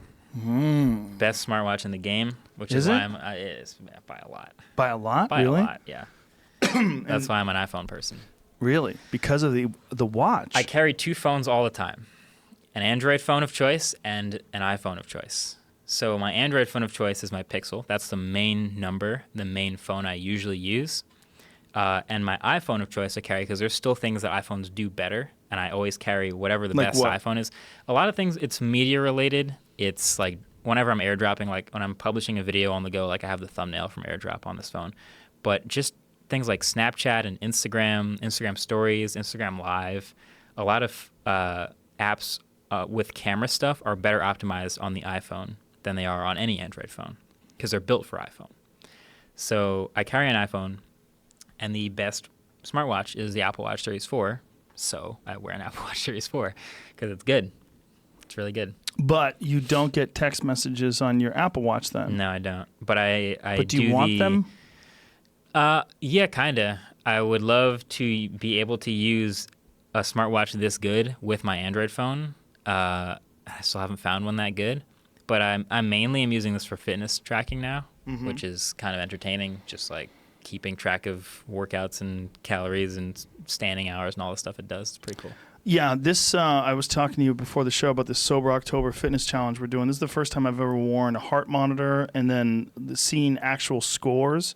Yeah. There's a real crazy motivating factor of seeing an actual number. The gamifying of fitness is really entertaining to me. And it's what's kept me, like, I've usually don't wear a smartwatch for very long, but I think it's been about a month, and I just keep, like, so there's a feature now where you can challenge people to a 1 week long challenge to whoever burns the most calories and has the most points or whatever. Mm-hmm. There's like a point system. Right. And that gamification of fitness has been, I think, pretty special. It's been pretty good. Well, this contest has been really crazy with me and my friends. So what are you trying to do? Well, if the winner is going to get a belt, like a WWE style belt, Nice. that says Intergalactic Sober October Champion, and it has like marijuana leaf with a line through it and a bottle of booze with a line through it, and you wear these things, which is it's called a MyZone, and it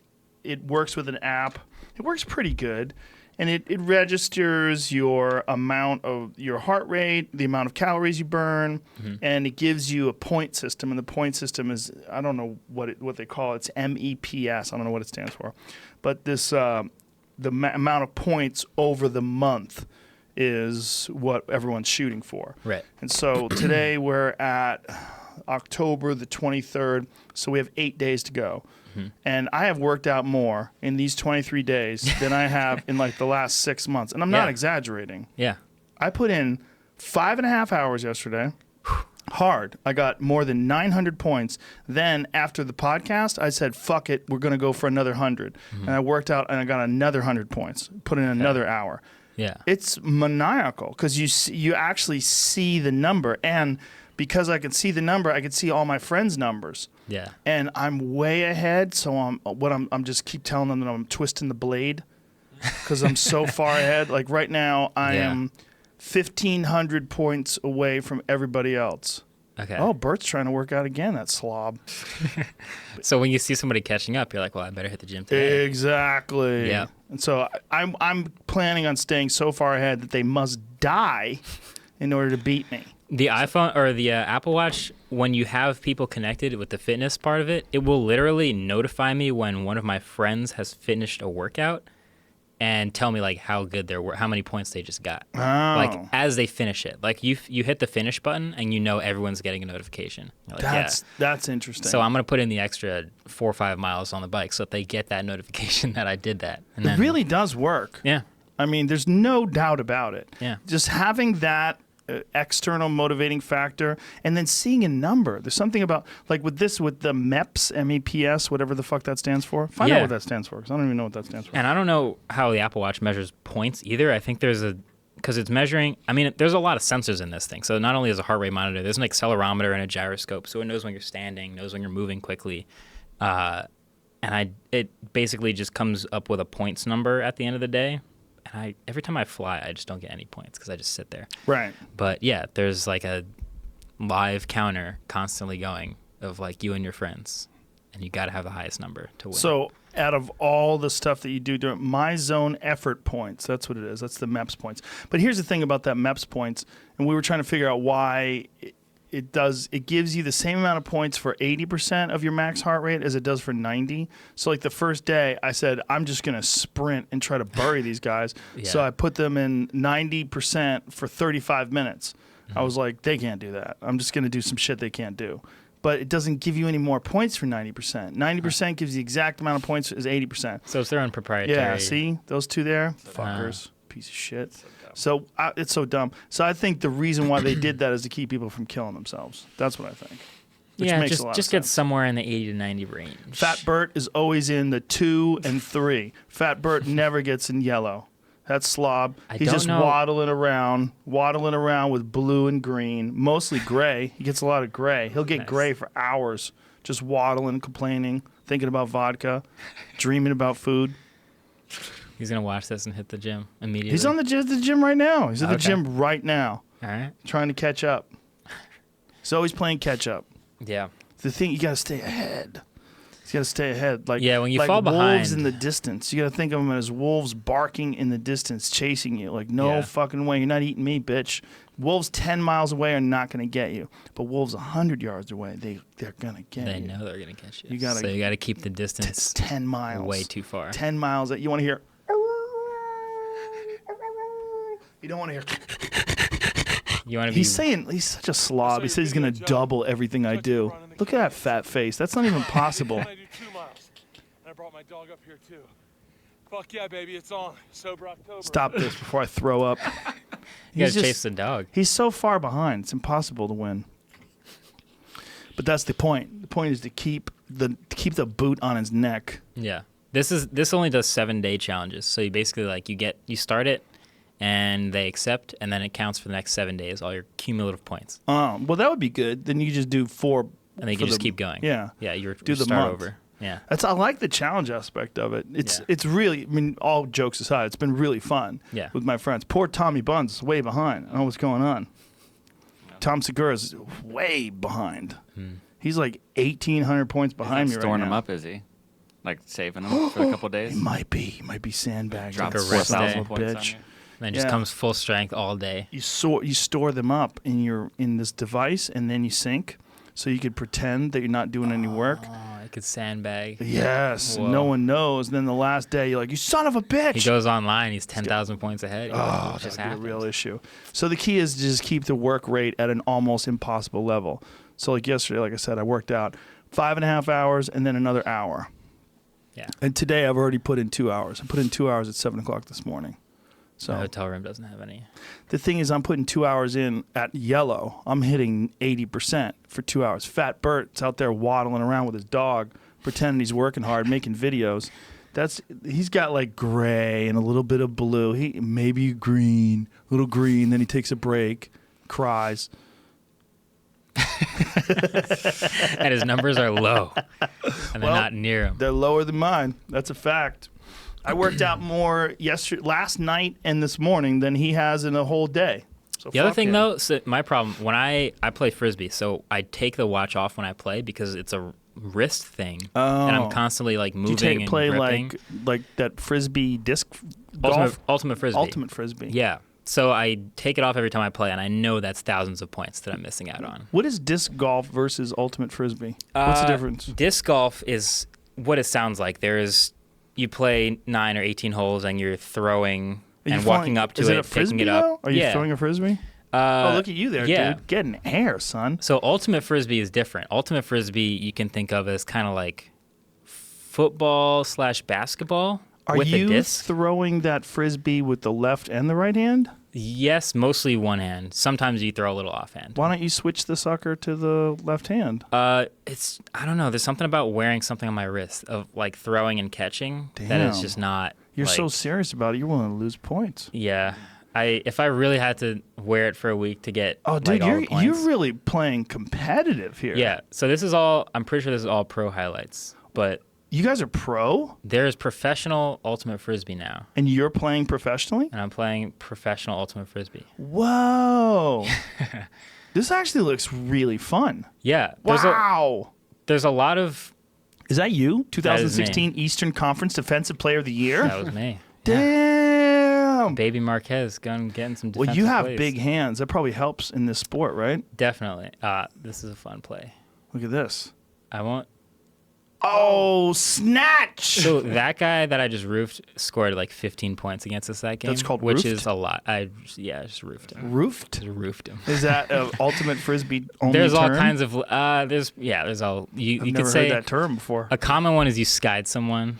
But roofed I like because it's a disc and it's above his head. Yeah. Well, So it's whenever like- you moss somebody, What is that? when you moss someone, like Moss? like Randy Moss. Oh. Like okay. Randy Moss went up Okay. for football and his chest was at your head level. Right. That's what mossing someone looks like. But there's other words for it, so you might roof someone. I can't believe you're doing this without your sensor on. Well, it's know. because you're so serious about it. So many Because- points. Yeah, you're losing so many points. Wow. Yeah. Do you do any strength and conditioning to prepare for this? Yeah, so the season is a couple months long. So yes, we're in the off season now. The season just ended, so we're just basically rebuilding. I lose like 15 pounds during the season, so I'm like putting that back on.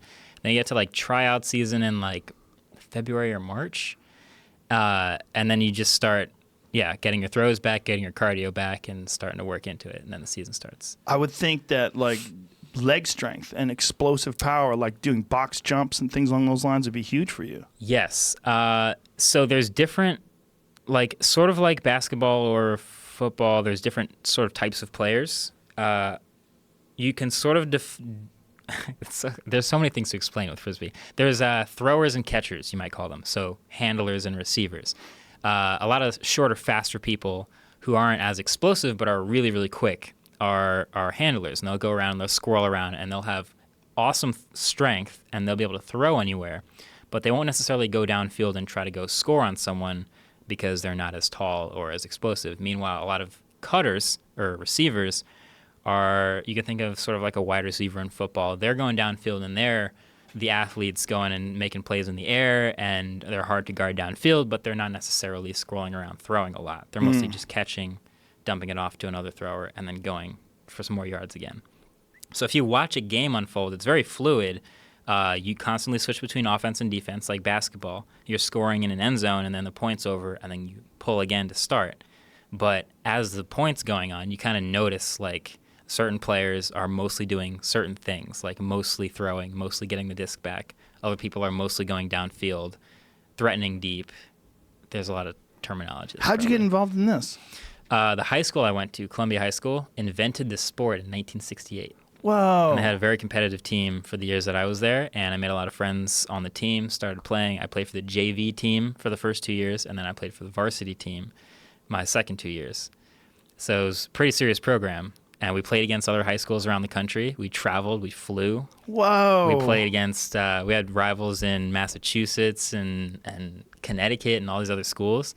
And then we had the big Eastern Championship at the end of the high school season. That's what we all played for. We won 11 straight state championships the 2 years that I played. That's incredible. Yeah. I did not know that this was even a thing. It's a big Meanwhile, deal. there's a rich history to it. Yeah. 68? Yeah, 50th anniversary this year. That is so crazy. I would have Yeah. never guessed. You said, when was Ultimate Frisbee invented? I would have said like a couple months ago. Yeah. Well, so the Pro League just is less than 10 years old. So there's always been this sort of club. You think of club soccer, like area teams. There's always been that. So I've played for the New Jersey Garden State club team for much longer than I've played for any pro teams. And that's generally what players take the most seriously. The club championships were this past weekend. The New York area team beat the San Francisco area team to win nationals. Like, that's generally what people care the most about. But it's not very spectator friendly. So what we've sort of created is the AUDL, is the American Ultimate Disc League. It's a pro version of Frisbee. It's mainly the same sport, but a little bigger field and a little bit faster play, just because they've shortened the stoppages and they have referees and everything now. And there's selling tickets and selling merch and jerseys and like broadcasting games, and they have a pro championship at the end of the year. So that's been like a whole new thing for Frisbee players to pay attention to, and I've played for a pro team as well as past couple of years, and it's been pretty fun. Well, I buy it because just watching that clip was really exciting. I mean, it looks fun, and you guys aren't getting any brain damage. Yeah, that's a big deal. It's about the same level of contact as basketball, I would say. Perfect. So you're not like throwing elbows or anything, but there are fouls. So you got to be careful about where you're throwing your body around, but you're not. Well, that's going to happen because people are running at each other. Yeah, but exactly. You're not worried about tackles or anything stupid. It's not football or lacrosse. I tried lacrosse. That was not for me. It's ridiculous. People hitting each other with sticks. Yeah. And fuck all that. It was a lot. Do you mess around with VR at all? Yes, a little bit. I have an HTC Vive, and that's been the most common use of VR. We have a Vive in the studio, and the two games that come to mind the most are called Super Hot. I don't know if you've played that. No. And Beat Saber. I try to play, but my kids dominate the VR thing. Yeah. They come in here and like, get out of here. They push me away, and there's it's a lot mine. Of there's a lot of fun stuff. So I like so Super Hot is a fun one. It's a shooting game, strategy game type of thing. Mm-hmm. So the way Super Hot, again, you're in VR, so you're wearing this thing, and it's a bunch of stick figures trying to kill you. and they're running downstairs, running around corners, shooting at you, trying to kill you. But time only moves when you move. So if you hold still, you can look around and like see in the headset where people are and sort of evaluate like, okay, I can pick up this object and hurt somebody with it. This is it right here? Yeah, this is the It's game. a very crude looking video. Yeah, it's super basic. graphics. Again, stick figures trying to kill you. Yeah. But it's like a strategy game in that you sort of have to evaluate where you're at and not look around too much. And then as soon as you start to move and throw things, everyone else is trying to kill you also. Huh. And so you can sort of dodge bullets as they come around because you don't move when you see them flying through the air. There's a lot of cool stuff to this game. So I got really into it. I didn't get to this level, which is probably, you got to dodge all these bullets flying at you, turn around, throw something at them. There's lot. a boxing game. Well, there's several boxing games, but In VR? yeah, God. that are really good. Wow. And they give you a workout because there's a guy in front of you and he's throwing punches and you're bobbing and weaving. Is it like full speed? You're punching at him. Yeah. Yeah. Wow. And they look good. Like it looks like you're you're in the gonna get ring punched. and the guy's looking at you, he's mean mugging you and throws punches your way. Wow. And when you get hit, you see a flash of white. That's so good. Yeah. I want to try that now. Well, yeah. it's really fun, but I think with the haptic feedback suit, especially if you could put something there, it is right This here. is the new one. This is Oh, this is a Creed, new one? The Creed video game I was telling you about. Oh, Based see, off of the new Rocky movie. Oh, you can block. Yeah. follow up, Damaging damaging. regions can expose opponents. I think you could hear Rocky. He's your trainer Yeah. in this.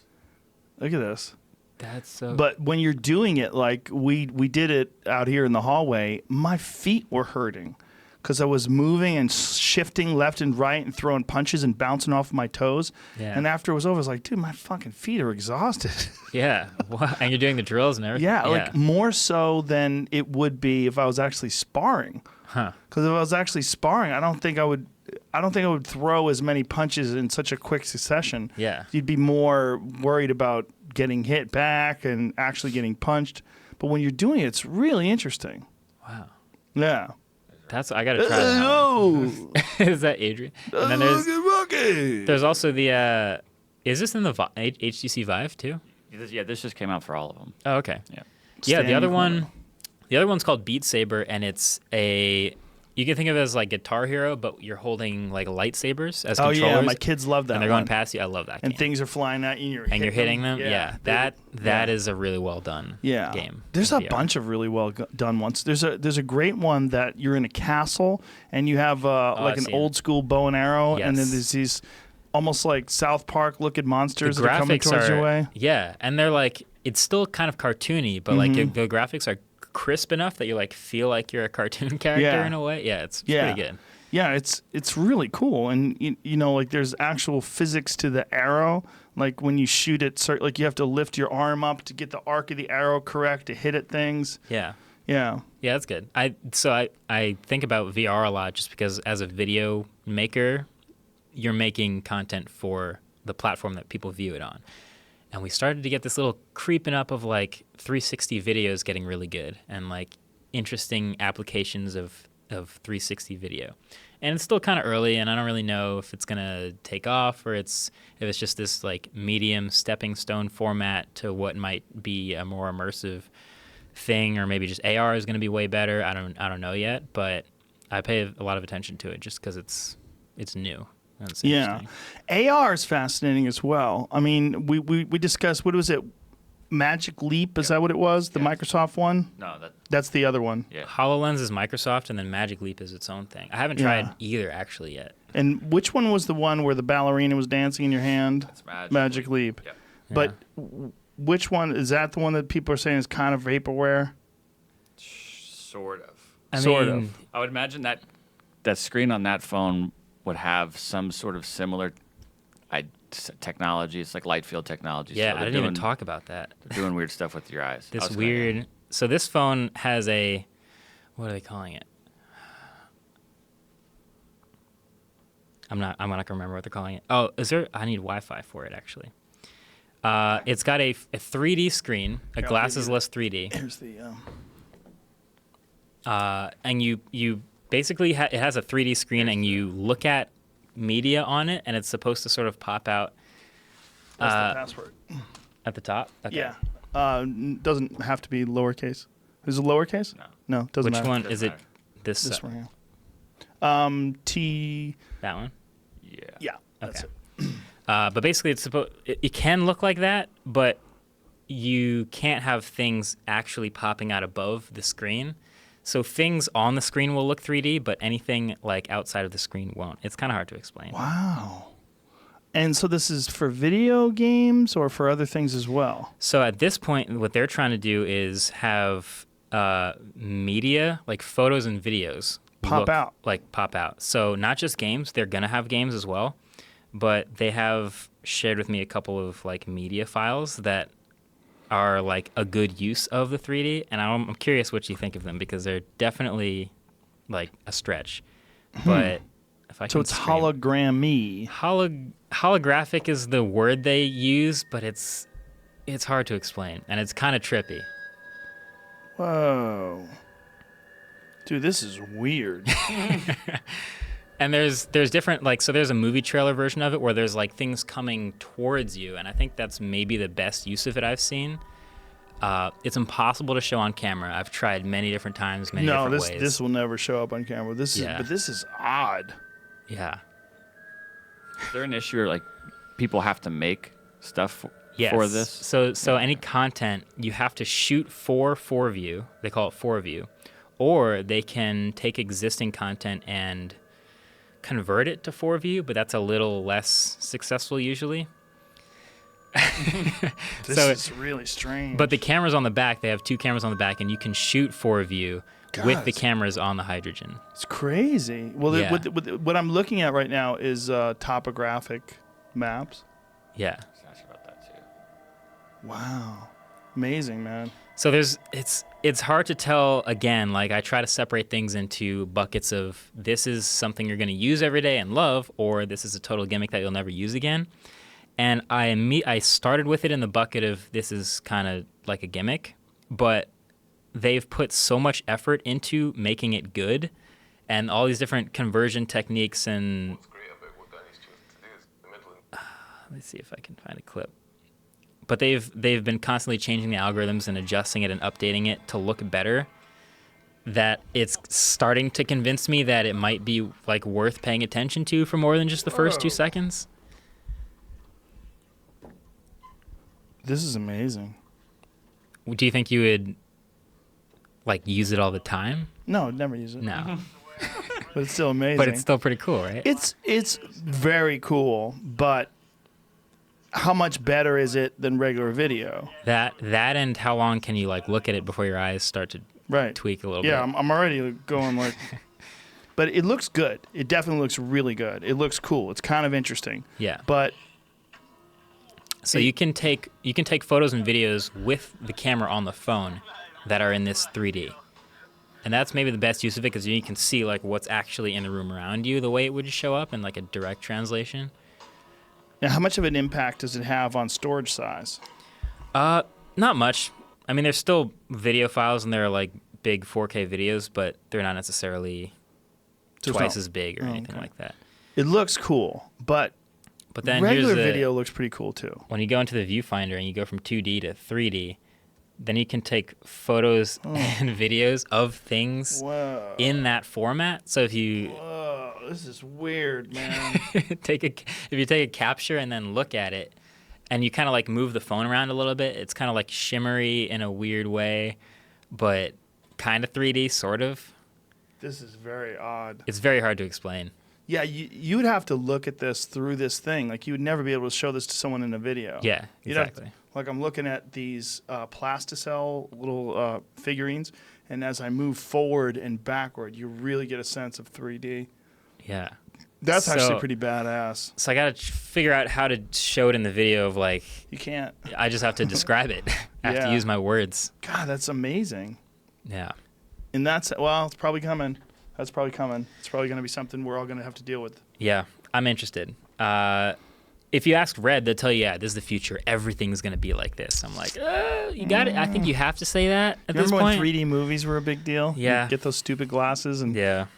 I mean, that was, so their claim is like, yes, this is it's genuinely good. Like you can use it in portrait and landscape. Glassesless 3D is usually only one way or the other because of polarization. So this is a lenticular technology. I don't know exactly how it works, but you can use it in portrait or landscape. You can play games with it, and things will react in depth of space in the game. Well, the first video that you showed me is really interesting too, because it's essentially like a topographic map. Yeah. So it's like. So you're paying attention to depth. Yeah, you're looking at the layers of the mountain and the hillside. It's Yeah. like, ooh. So yeah.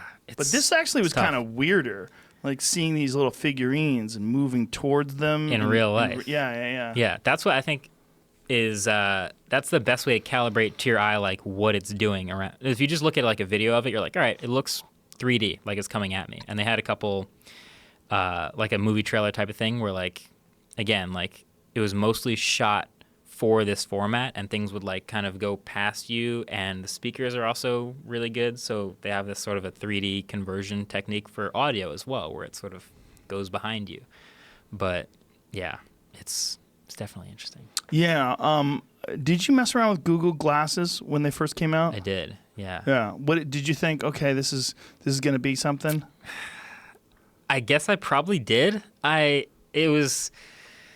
Glass was weird. It was ahead of its time, but also like not really. Yeah. Like I had it. I was in college also, so I was like, I can't wear it to class or like walk around. I guess I could walk around Hoboken with it, but the whole idea of an augmented reality, this little screen that I could just check the weather and then look back down, or check my text and look back down, was like, oh, that could be cool. But also, if you look at someone wearing Google Glass, it's like that guy's wearing Google Glass. You can't get around it. Well, people would get angry at people for wearing it too. Because it Like, had a camera in it. Filming me? What are you doing? Yeah. Yeah. So that was another thing as I tried, I won't even say the name, but like another, like much newer version of that, where again, it was like a small projection to a prism that you could see, but no one else could. And it would fit into something that looked more like regular glasses. So it had a battery, it had everything, but it didn't have a camera, and you still had a screen that you could look up into the corner to. And I was like, I wonder if I'll notice the difference between regular glasses. And I went down and I like met the guys who were showing it to me in the lobby, and immediately I was like, that guy's wearing it.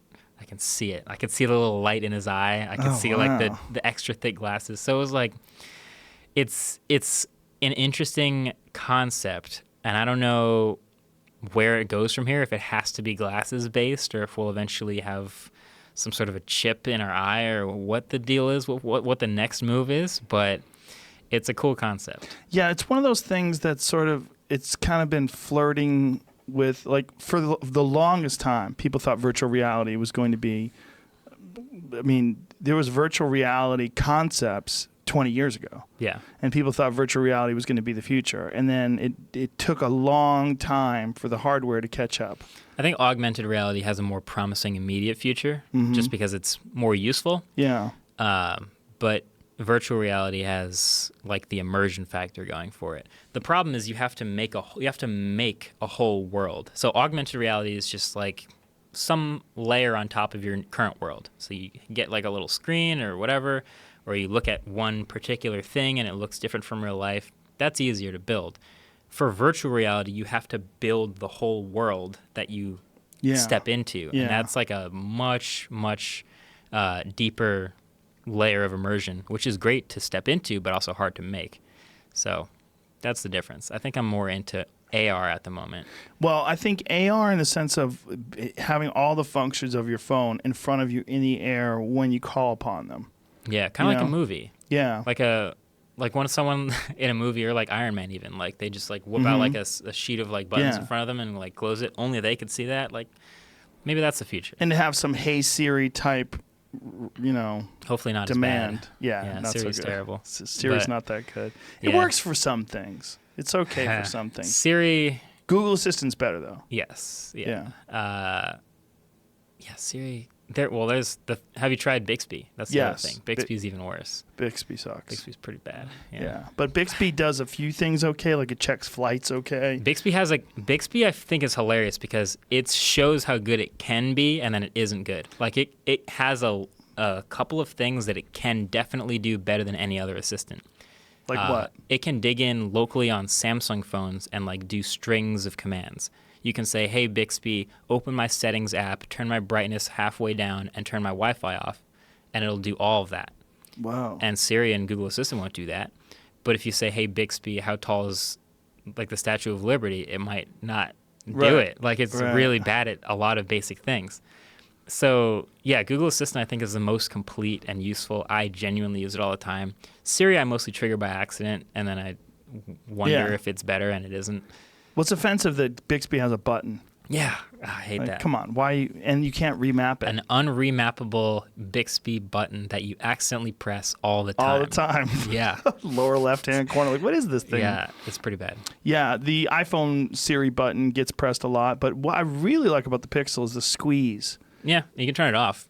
Do you use it? Like to squeeze it to pull up the assistant? Yeah, once in a while. I mostly use the Hey Google trigger, which is like mapped to my voice, so I see it turns on now that I've set it. Oh, wow. But I started using the squeeze a little more so I don't have to yell, and I can just squeeze it and say a command or a question.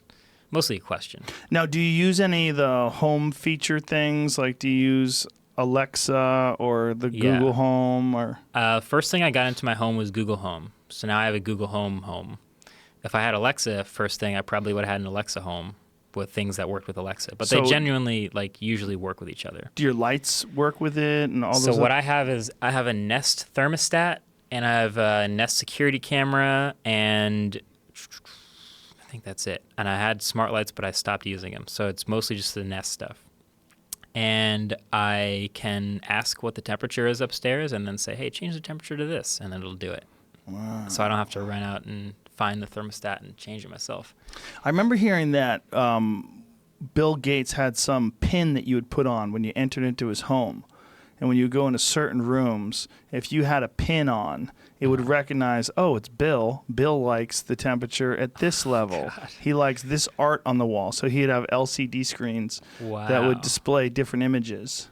That's almost too much modularity. Like, I like a general state of, like, things are the same unless I want them to change. Like, that would be kind of weird. Like, every time you leave the room, the art changes behind you, and then you walk back in and it changes back, and you leave again. It's kind of a lot. But yeah, like, just like a couple things. Like, I have the Google Home app where I'll, like, change the temperature once in a while, or there's this thing I've considered getting, the Ring doorbell. Yeah. Which has a camera, but I don't really use the doorbell that much. It's mostly packages get delivered to work instead of home. So, yeah, that's about it. Yeah, the Alexa and the Google Home, like, what the big concern that people have is that it's listening to you all the time.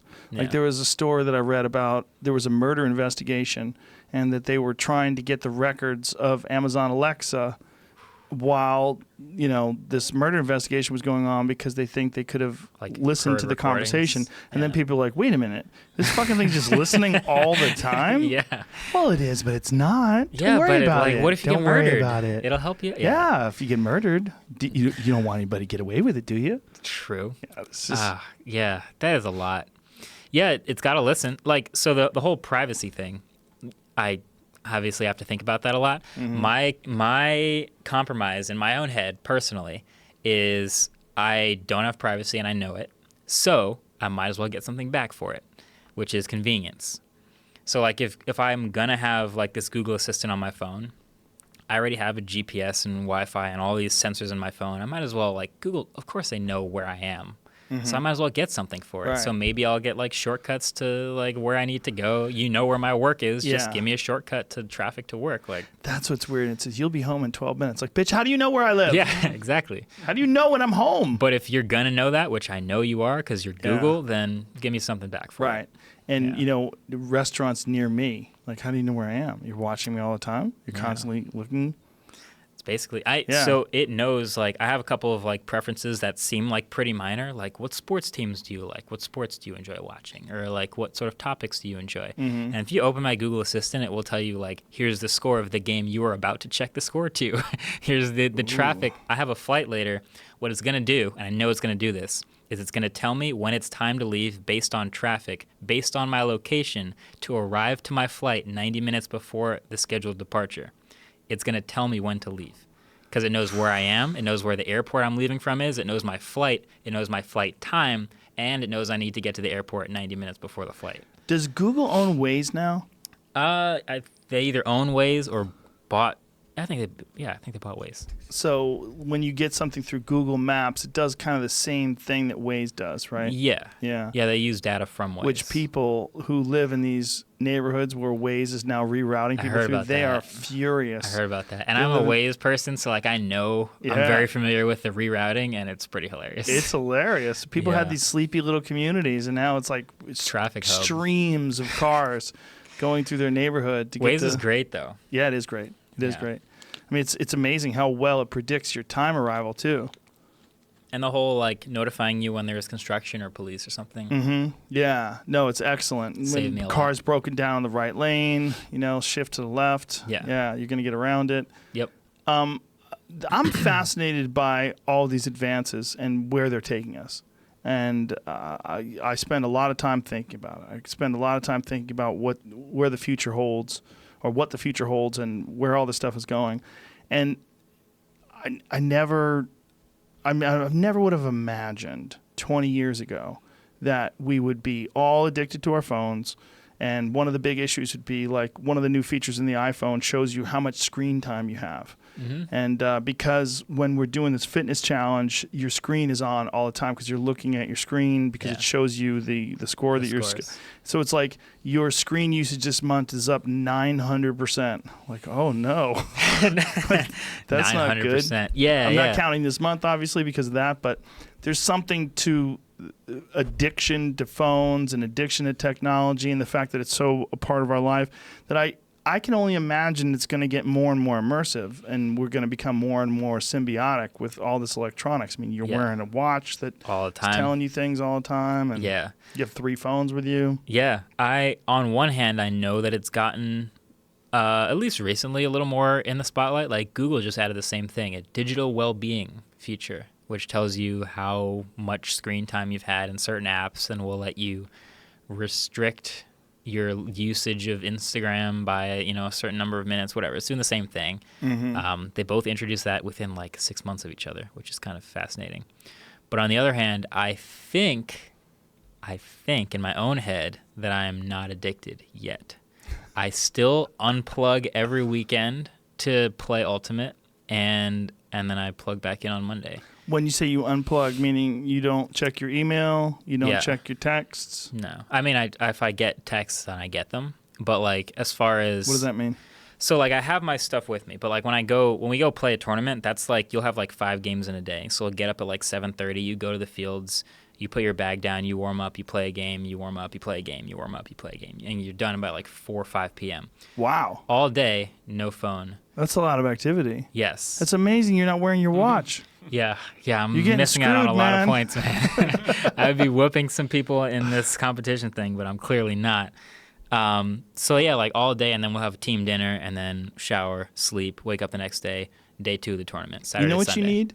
You need, instead of that wrist strap, you need like a forearm strap that's like on. Out of the way. Yeah, like on one of those tennis Well, the problem- wristband things. Those. I know I have a couple friends that play Ultimate with that on, like under their jersey. Mm-hmm. But like the watch is the points. Like I don't know if the watch, if I put it up here, will still measure my heart rate and all that stuff the same. The MyZone thing syncs to a compression shirt, and I know you can sync the MyZone thing to your watch. To the so Apple you can do Watch? it that way. I don't know if you could. Interesting. I'm pretty sure you can't. What do you put mean your it watch. syncs to a compression shirt? You have What a do you mean? compression shirt that has those little Sensors? syncs. Those little. Where'd you like, get that? buttons Through their website. What? Yeah. Huh. I I'd was have to buying like mine. the I shirt. almost bought it, but And I you didn't. snap the thing into the Yeah, compression they have a shirt? bra for women and a shirt for Oh guys. my god, I gotta get a bra. Yeah, I'm gonna get one of those. Because mine's getting super sweaty, man. This thing is losing a lot of its elasticity. It's so gross too. It stinks. Well, you can wash it, but yeah. Can you wash it? Uh-huh. Oh, I It's like figured it soap couldn't. and water, and these let it dry or something. I thought it was electronic. Just mean, like in a sink, just rub Oh. it or some. Just the fabric part. Yeah. Oh, I just assumed that because all this stuff is like you have No, to those bolt are it just into sensors. it. It's just Right, but the creating a- sensors are making some sort of a contact with these buttons, which Right, makes yeah. a contact with Yeah, your. don't wash the sensor. But plastic everything thing. else is just metal. So don't wash this. Right. But the rest of it has to go through these pads to get to your skin. I don't want it to be shitty. Yeah. Get the shirt then. Okay. I'm gonna get the shirt. It's Yeah. almost over, but yeah. It's not almost over. Not quite yet, It's man. not too late. Just still Overnight got a that. few Yeah. more days. 4 days. Yeah. Augmented reality. I know that there's talk about a contact lens that was being in development. That was going to be some sort of a lens that's going to allow you to do like a lot of Minority Report type shit in front of. I think tech as I know it is too far from that to make that work. Just because you need like a contact lens, you think of as just like this clear thing, maybe some circuits on it or whatever. But like you need a battery, right? And then you need, unless it operates off your body. I guess, but then you still need some there's a smartwatch that operates off the heat of your body. Huh. I don't know how direct, like, even if you do operate off of some other power source, you need to get that power source to connect to the electronics to make it work, which still takes some space. I don't know how much, but so yeah, I don't know. It seems kind of far out. It's a cool idea, but it also seems really, really difficult to put a contact lens directly in front of your retina and be able to focus on it. There's a bunch of questions I have about it. I don't know how reasonable or realistic it is. My real fear is that they're going to invent a better eye for blind people. And when they do, they're like, look how amazing this is. We've given blind people the ability to see again. Optical zoom. But now they also have all these other features that you don't have with your regular eyes. So let us scoop those bad boys out and put some fucking killer robot eyes. Binocular eyes. I'm a little worried about that. Yeah. Like realistically worried about that. It came from, we were watching this video once where there was a guy who got his arm and his leg bit off by sharks. He got attacked by a shark when he's surfing. So he had this carbon fiber hand that totally articulates like a real hand, and he's standing there with from his knee down was an artificial leg. And he was walking around and moving like a regular person. I was like, look at this guy. This is incredible. I'm like, he's kind of a bionic guy because his hand was moving around. He could shake your hand, and he seemed so normal. And I'm like, what if it gets like many, many generations better than this, where it has like Luke Skywalker when he got his hand chopped off by Darth Vader? Remember, he got that robot hand and there's people working on this every day, so I kind of figure we're headed in that direction. Where like, what's this, Jamie? So I just Googled something. It's not out yet. This is called Immacula, which is a AR lens that you wear with sunglasses. So in together, they make an AR situation. Oh, So with you the have glasses. a lens as a contact and then sunglasses? Yeah, I showed you the picture that they. This is what they say they got. So, Yeah. What is Immacula? oh, sorry. Here's the. Oh, So you have a lens here, and Yeah. these glasses go over top. look at that creepy dude. Wow, what a picture. But it's not out yet. It's just this. You can invest in it. So it's more. It's like how Magic Leap was about a year and a half ago. Like I'm not investing in anything that uses this guy as their cover boy. What's up with his face, man? It's a fucking robot, man. He's an alien. He looks like the guy from Men in Black. Remember when the alien put the skin on? Remember? That's what he looks like. Edgar. Something wrong with the left side of his face, man. He's wearing someone's skin. That's a weird system. So a lens in a contact Yeah, so the battery might be in the glasses. in the glasses. And it's Yeah. working, and I don't know how it's connected, but Wow.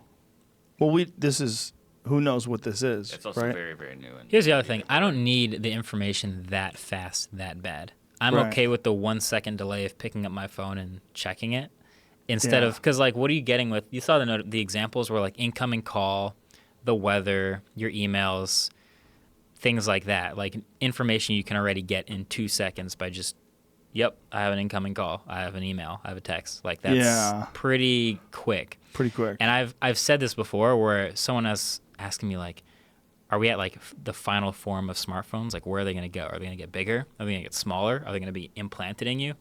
I think smartphones are at like pretty much their final form. We're going to keep evolving the insides of smartphones to be better. They're going to get faster. They're going to get more and more transparent, whatever. They'll get like more interesting looking. But I think it's always going to be a thing I pick up and use and then put back down. I think that's where we're at for a while.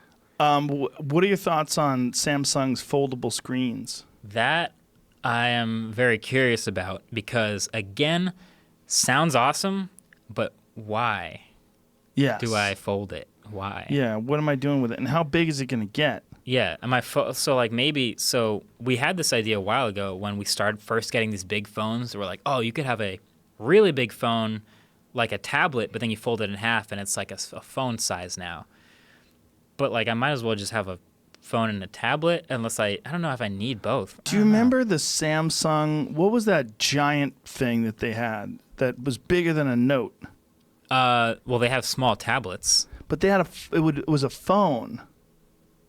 Oh, the Galaxy Mega? Yes. The huge one? Yeah, they had like the weird thing is like that I think was like a 6.5-inch screen, and that's where we're at now. Was it really? Yeah. It was massive compared to what we had also in the market, which was like 5-inch screens. I never saw one in the wild.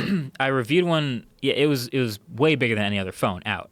But I'm pretty sure if I look back, that was like a 6.5-inch screen. It was less than 7-inch. I think that's the sweet spot. 7-inch screen, tablet. 6-inch screen, phone. Yeah. And I think, yeah, this is a 6.2-inch screen. This is a And how 6.5. big is the XS Max? 6.5-inch screen. Yeah. So what's that? It was 6.3. Yeah. Oh, wow. So that's bigger than the Galaxy Mega. That's crazy. Look at that thing. Endless entertainment. Look at it. Mega. 4x optical zoom. But that thing still had the Huge. forehead and the bezels and the chin and everything. Yeah. So, Not that bad, really, in comparison to Not like an horrible. iPhone 8. It's kind of the same. Galaxy Mega, 16 gigabytes. Woo, baby. That's where we were at. Wow, look at that thing. That's so weird. I wonder what year that was. That was like no, don't tell me. That was probably college, so like 2014, If you pulled that 2015. thing out, you were a pimp. Like, what are you doing with Watching that giant-ass movies phone? all the time. Battery life, 44 minutes. That was a fun time. Yeah, it's crazy when you connect your phone to your car. Here's the other one that just happened. This tiny Palm phone. I don't know if you've seen this. So it's like a super small phone accessory to your normal phone. Wow. So it does almost everything your normal phone does, but it's way smaller. It has like half of the. Is it great? It says, congratulations, That's Palm. so You've launched the stupidest product of the year. It's a phone accessory to your phone. They could have just made a small phone. That would have been fine. Yeah. But then they made this whole thing where like, oh, but it has to connect to your other phone, and then it uses the same phone number, but it works sometimes. And Steph Curry is their ambassador, and I don't know anymore why someone would want to get that. So how close does it have to be to your regular phone? I think it has its own data or something. I don't know. It's kind of like an Apple Watch. Like it's an accessory to your phone that kind of is the same form factor as a phone. You put it in your pocket. You like go to the gym and you just bring that instead of bringing the main phone, or you just go on a hike and you just don't want to bring your whole setup, so you just bring the little. I would like to be in the meeting with whatever cokehead came up with that idea. I don't know. I can't think of any other really great reasons to have it. I think the Apple Watch sort of has it nailed, right? You get your notifications, but It's an it's accessory. crazy that you enjoy it, even though you're not even using it for a lot of the features. Yeah. You're using it for the fitness aspect, and what else do you use on it? Do you Honestly, get like weather or? Yeah, so like I have the 4G version. I get the weather and So it silly has the stuff. ability to make calls. I do, but I never do. You never do. Like if I wanted to call a restaurant and see what kind of hours they have, You I could. could say, "Hey Siri," and make a call. But yeah, Yeah. Now, is there nothing commensurate in the Google world? I mean, there's other smartwatches. There is technically Samsung also makes their own, but They have a Galaxy smartwatch that has like a kind of a cool spinning thing. yeah, Galaxy Watch. Yeah. Yeah, it's probably the best Android compatible smartwatch. And but- Huawei has a kind of a cool one too, right? So Huawei did this thing that I thought was it was a good try. It was a good try.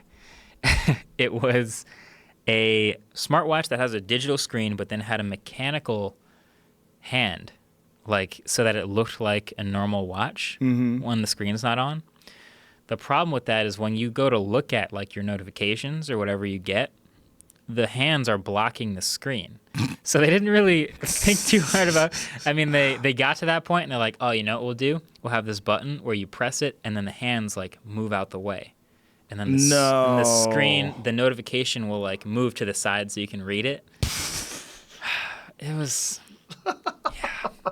They tried. They really tried. They tried to be different. I respect the hell out of that. Good try, Huawei, but No. Now, do companies ever come to you and say, "Hey, man, you're really good at reviewing these things. Are we fucking up here?" Kinda, sort of. Yeah.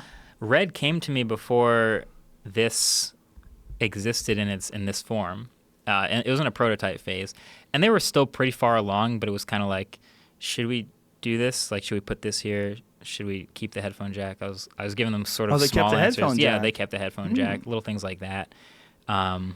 But for the most part, I think what a lot of people don't understand about product development is it happens many, many, many, many months before you ever see the product show up.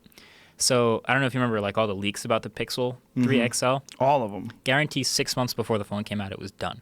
Yeah. Like they knew that's what it was going to look More like. than I think any phone that I can recall. Yeah. So like that's the same as the iPhone. Like they've been working on whatever the next iPhone is. They've been working on that iPhone, and it's probably going to be like a couple more months, and then they're like finalizing design and things like that. And so when you start to see phones come out like around like September and October, and they start to all kind of resemble each other, and then another one comes out and it looks the same. It's not like they saw the phone in early October and they were like, let's copy that, and then they made the next phone 2 weeks later. They've been working on this forever. So like when the whole notch thing was, people were like, oh, I hope Google's trolling us and that's not really the notch and they're going to have this phone with no notch. No, they've been working on this for a long time. This is what they planned. What is that one phone where the back slides up for the selfie camera?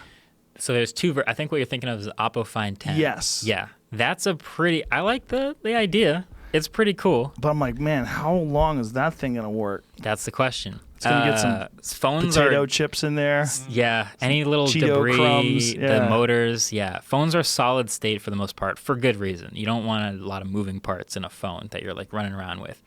There's another one called the Vivo Apex. It's another Vivo phone, basically. NEX is what it's called.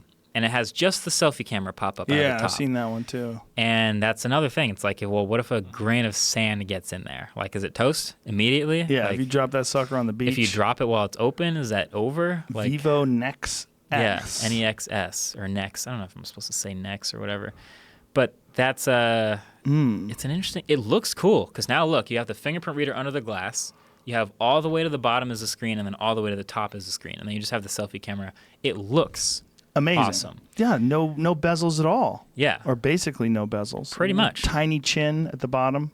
so that's the idea. Is like we're in this sort of a race to get to a bezel-less phone, and I guess that's the closest we can get right now. Is just having a little mechanical thing pop out. I think what we want is the stuff to be behind the glass. Yeah, a camera behind the glass, but then how would you see the image? Yeah. So I think if, based on what I know about the physics of the technology, you need an OLED display and you need the camera to be behind the OLED display. And then when you light up the camera, you need like a little black circle where those pixels are off so that they can shine through. I don't know if this is all making sense. I think you're still going to always have like some sort of a black circle in the front of the phone somewhere. Well, what's fascinating about iPhone versus Android is that there's so much more room for possibility with Android because you have so many different manufacturers that are competing in that marketplace. They're trying to find some sort of a way to shine. And that was where the Huawei, was it the Mate RS? Was like the Porsche design version, where I thought that was a really interesting phone because it was stupid expensive. Yeah. But it had a gigantic battery. It had an incredible 20 megapixel camera, great night photos, low light photos. Yeah. Yeah, they really try to do, like, Porsche design does a lot of different things. They do sunglasses. Yeah, all kinds of merch. Ballpoint pens. They do all kinds of weird stuff. It really has nothing to do with the car. But what they really... design. Yeah, they came up with something really high end. Yeah, and they showed there's some sort of a market for that. Is that it right there? Yeah, that's it. They did it again. It's a beautiful phone. Now they did with the Mate 20. They did the same thing. It's a great looking phone, but it's again, when you look at like how much you have to pay versus what extra you're getting, you might as well just get the Mate 20 Pro and not worry about the extra Yeah, design but stuff. people want that Porsche design Yeah. thing just to go, look at me, I'm a baller, I'm going to They get on a made, private jet, bitch. They did the same, like Porsche does that, Lamborghini does that, Ferrari does that, Tesla does that. There is a Lamborghini edition Oppo Find 10. Yeah, I've heard. It's like carbon fiber and That's like a yellow badass looking accents. phone, though. Well, they put it on the car, and it looks dope on the car, of course. But, That's a dope looking phone, period. Yeah. Did you mess with that phone at all? I messed with the Mate 20, but not the Porsche design one. But it comes down to like, using the phone itself is going to be pretty much the same.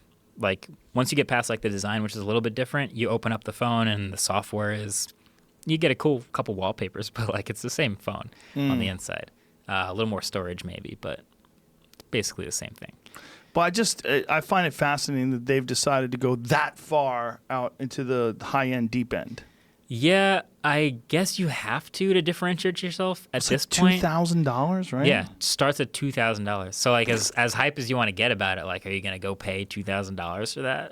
Probably not. But then when the Note 9 came out, it kind of took a lot of the wind out of their sails. Battery was the same size, cameras fairly similar, big ass screen. And the other thing about phones is we got all these phones that are $1,000 now, and it's made it so easy to just bump up the price of your phone and not have anyone blink an eye. I've been thinking about that a lot. We have the iPhone 10 starts at $1,000, right? So then the iPhone 10R came out, and I think they could have priced it anywhere from $650 to $850, and they just nestled it right in there at $750, and you're like, oh, that's way cheaper. So then this phone comes out, Pixel 3 and Pixel XL. You probably don't remember what the Pixel 2 cost, but the Pixel 3 starts at $799, which seems like that's pretty reasonable, right? Mid-range. That's $150 more expensive than last year. Wow. Why? Like, what's so much better about Pixel 3 than Pixel 2 that it's just the market's $150 more? changed. The market has just lifted everything plus $200 so that $1,000 is a high end now. And I think that's what's convinced companies like Huawei, like if we want to compete with Apple and really make what seems and looks like a premium phone, we have to charge $1,200 so that people know it's better than the iPhone. If we charge $800, they're not going to think it's better than the iPhone. We have to charge more than Apple's charging to prove that we have more in our phone. But It's weird. OnePlus is interesting because they're really reasonable, but their specs are very high. I like them. They've had a good history of like they usually listen to what people seem to want in a phone, and they're also good at like picking high-end numbers that look great on paper and usually translate pretty well to like using the phone. But they always cut as many corners as they can to get the price as low as they can. Their phone last year, it was about $550, right? All glass, but no wireless charging. But it's glass. We have dual cameras. We hardly ever use a second camera, but it's dual cameras. 8 gigs of RAM, Snapdragon 845. A lot of phones have the same specs now these days, but like they've gotten pretty good at like going the opposite direction. Like we're not going to charge $1,000. We're going to make the same phone. Trust us, it's the same, but for way less money. And that's a much more popular direction to go as far as sales. Now, have they done the same strategy for the newest OnePlus? Yep. And they're coming out with a new one this month. Oh, okay. OnePlus 6T. They keep the headphone jack? So far. So far. That's So the far. headphone jack's a weird one, right? It's like, how Yeah. long is Samsung going to hold on to that sucker? Samsung's been very popular for keeping the headphone jack and not having a notch. They're Yeah. like the last ones to have a headphone jack and no notch. Well, I'm a big fan of the way the Note 9 looks when I'm using it. Same. I'm like, that's a beautiful device. It feels Metal. premium in the hand. Yeah. Yeah. What do you think is wrong with it? With Note 9, Yeah. my biggest problem with Note 9 is the front-facing camera and the software. And the software is not even that bad. It's just it's gotten slow for me quickly a lot of times. Like I've been using Note 9. I also don't think it's the prettiest software. I really like Samsung screens, so I know they can make good-looking stuff. But I think if they made, I don't know if you remember Google Play Edition when they used to do that. Mm-hmm. If they made a Google Play Edition Galaxy Note 9, I would instantly buy that phone. That would be sick because I love Google's like software being cleaner and looking a little better. Yeah. If you look at Samsung software, it looks kind of cartoony a lot of times, very colorful, not a problem, but it's just not my favorite. I know some people have figured out a way to use the Google launcher on other phones, so they make other phones look like a Pixel. Yeah, you can only go so far Right. back. Like you can use the Google launcher and you can use an icon pack to use Google icons, but still you're gonna have like your settings pull down is still gonna look like Samsung. You're gonna have in the apps, like the settings app is still gonna look like the Samsung settings app. You're still gonna have 3 email apps and 3 messaging apps and all this stuff Samsung always does. But Yeah, the messaging apps are weird. You want this one to be your default? I'm like, I don't know what that is. yeah, Like, what is that one? I just want to use one and not have to think What's about Message it. Plus? Yeah. Like, why is it better? If you use a Verizon Samsung Note, I think you end up with 3 messaging apps. Like Verizon Messages? There's a Verizon Messenger, and then there's the Message Plus, and there's Google's Messenger, and it's just a lot. And then there's Hangouts, and then how do I even get in touch with someone anymore? It's a lot. I wonder if there's ever going to be a time where something happens technologically where the walled garden of Apple sort of dissolves and everything becomes accessible. Apple will fight till they die to let that wall go down. They will never let that go down. That's like one of their biggest, most prideful accomplishments is building Yeah. that wall. I mean, they really have nailed it. You Yeah. know, other than brand loyalty and other than the prestige of having an Apple product, which is all very high, Yeah. that walled garden, that's where it's at. That's Have you ever tried to leave an iPhone? I did. Like that's I did with a Pixel whole 2. thing. Yeah. Okay. Yeah. It was a fucking nightmare. Yep. I couldn't get text messages. And, That's very common. And here's the thing. I even called up Apple and I said, I want you to remove me from your From iMessage. Yeah, from your iMessage. I gave them my email address. I gave them a phone number, the whole deal. And they go, why? I go, because I went with a Pixel phone. And there was like a pause. Like I just ate a baby. Like, hey, it's a different phone, you fucks. I'm trying to Yeah. find a different phone. Yeah. Let me out. Let me out of the Let wall. me out. So then I call my friend. I go, hey, man, send me a text. Send me a text. I sent it. Shit. Nothing. Yeah, nothing. I'm going to send you a text. Nothing. Nothing. I'll go, okay. I'm The going to wall. shut it off and turn it back on. Nothing. You have to start with a new phone number. The wall. Yeah. You have Yeah. to literally start with a new number. You have to start from scratch. And then people get that green I think that's a message. big reason why I don't make my main phone number an iPhone is because I know I'm like lowering myself into the garden. Like I Yeah. can use an iPhone, but that will probably never be my main SIM. I have 2 SIMs. My main number, the one everyone has, is an Android phone. I think it'll stay that way as long as that's the way it is. Well, I feel like you, in your particular profession, you're a reviewer of all these things. I think you kind of have to do that. Yeah. Because otherwise, you'd be in this weird position of Not being able to leave. yeah. That was the thing. Okay, so there's a video Lou did actually this We keep year. saying Lou. Lou from Unbox Therapy. We Yeah. should clarify. Which was like we all went to CES in January. We're all in Vegas every year in January, and we just went around the room and just went, "What phone do you use?" I saw that video. Yeah. Yeah. What phone is in your pocket right now? Take it out. Show us what phone you use. iPhone after iPhone after iPhone, and there was a couple Pixels in there. But every time you ask an iPhone person, like, "So why an iPhone?" and they're like, "Man, iMessage, Yeah. FaceTime, like that ecosystem is real." Yeah, Lou seemed angry. Seemed angry About that the- more people weren't using Pixels. You know. Well, there was a whole thing about just whatever phone. There's a lot of people who do sponsored videos where they'll talk about a phone as if they use it, but they don't. And that was one of the things that at CES specifically that we kind of had a laugh with at our studio because you would think like if you watched everyone's videos, like, oh, everyone's using a Huawei. I guess Huawei had a big budget for CES and they just paid a bunch of people to make Mate 10 Pro videos at CES. So if you went into watching that video, like what phone is in everyone's pocket? I think you would just assume everyone's got a Huawei Mate 10 Pro and nobody did, which was really funny. Oh, that's dirty. And then the other thing is about Huawei. I hate trashing Huawei, but I also kind of love trashing Huawei. Is they have a lot of money to pay celebrities to tweet ads for Huawei, basically. Gal Gadot being one of them, right? Have you heard this story? So she's tweeted a bunch of Huawei ads, and I noticed that while she's a brand ambassador for Huawei, tweeting ads about how much she loves her Huawei phone, if you look in the details of the tweet, it's always via Twitter for iPhone. And it's like, whatever, she can use an iPhone, I don't care. But I thought it was funny, so I just tweeted it. It's very funny. It blew up. And I had Huawei reach out to me like, how did you find this? How did you know? Where did you, is this a mistake? Like, could this be like, has this ever malfunctioned? I'm like, no, that's how Twitter works. Like, you can see the data. It's clearly an iPhone. And I thought that was hilarious. That's my screenshot. And so not only did Gal Gadot block me. Oh, Gal Gadot, the fucking Wonder Woman lady? Yeah, Wonder Woman. So Wonder Woman, you fucking fake. From an iPhone. It's just funny because... Look at the picture of her holding the phone. That's so hilarious. She blocked you? Not only did she block me, but Huawei since then has tweeted they deleted like her latest tweets and reposted them from an Android phone, and she's tweeted from an Android phone ever since. I'll give her respect for that. Wow. They probably told her you're going to lose all that cash. There's no way she's tweeting. Like, she has a team. I get it. But like, whoever was on her team tweeting from an iPhone, like, the fact that she blocked you, though, is gross. I thought that was hilarious. That's gross.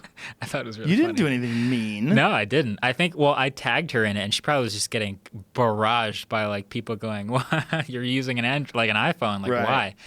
I think it was like a year later she unblocked me. It was really funny. Oh, she unblocked you? She unblocked me. Thanks, Gal.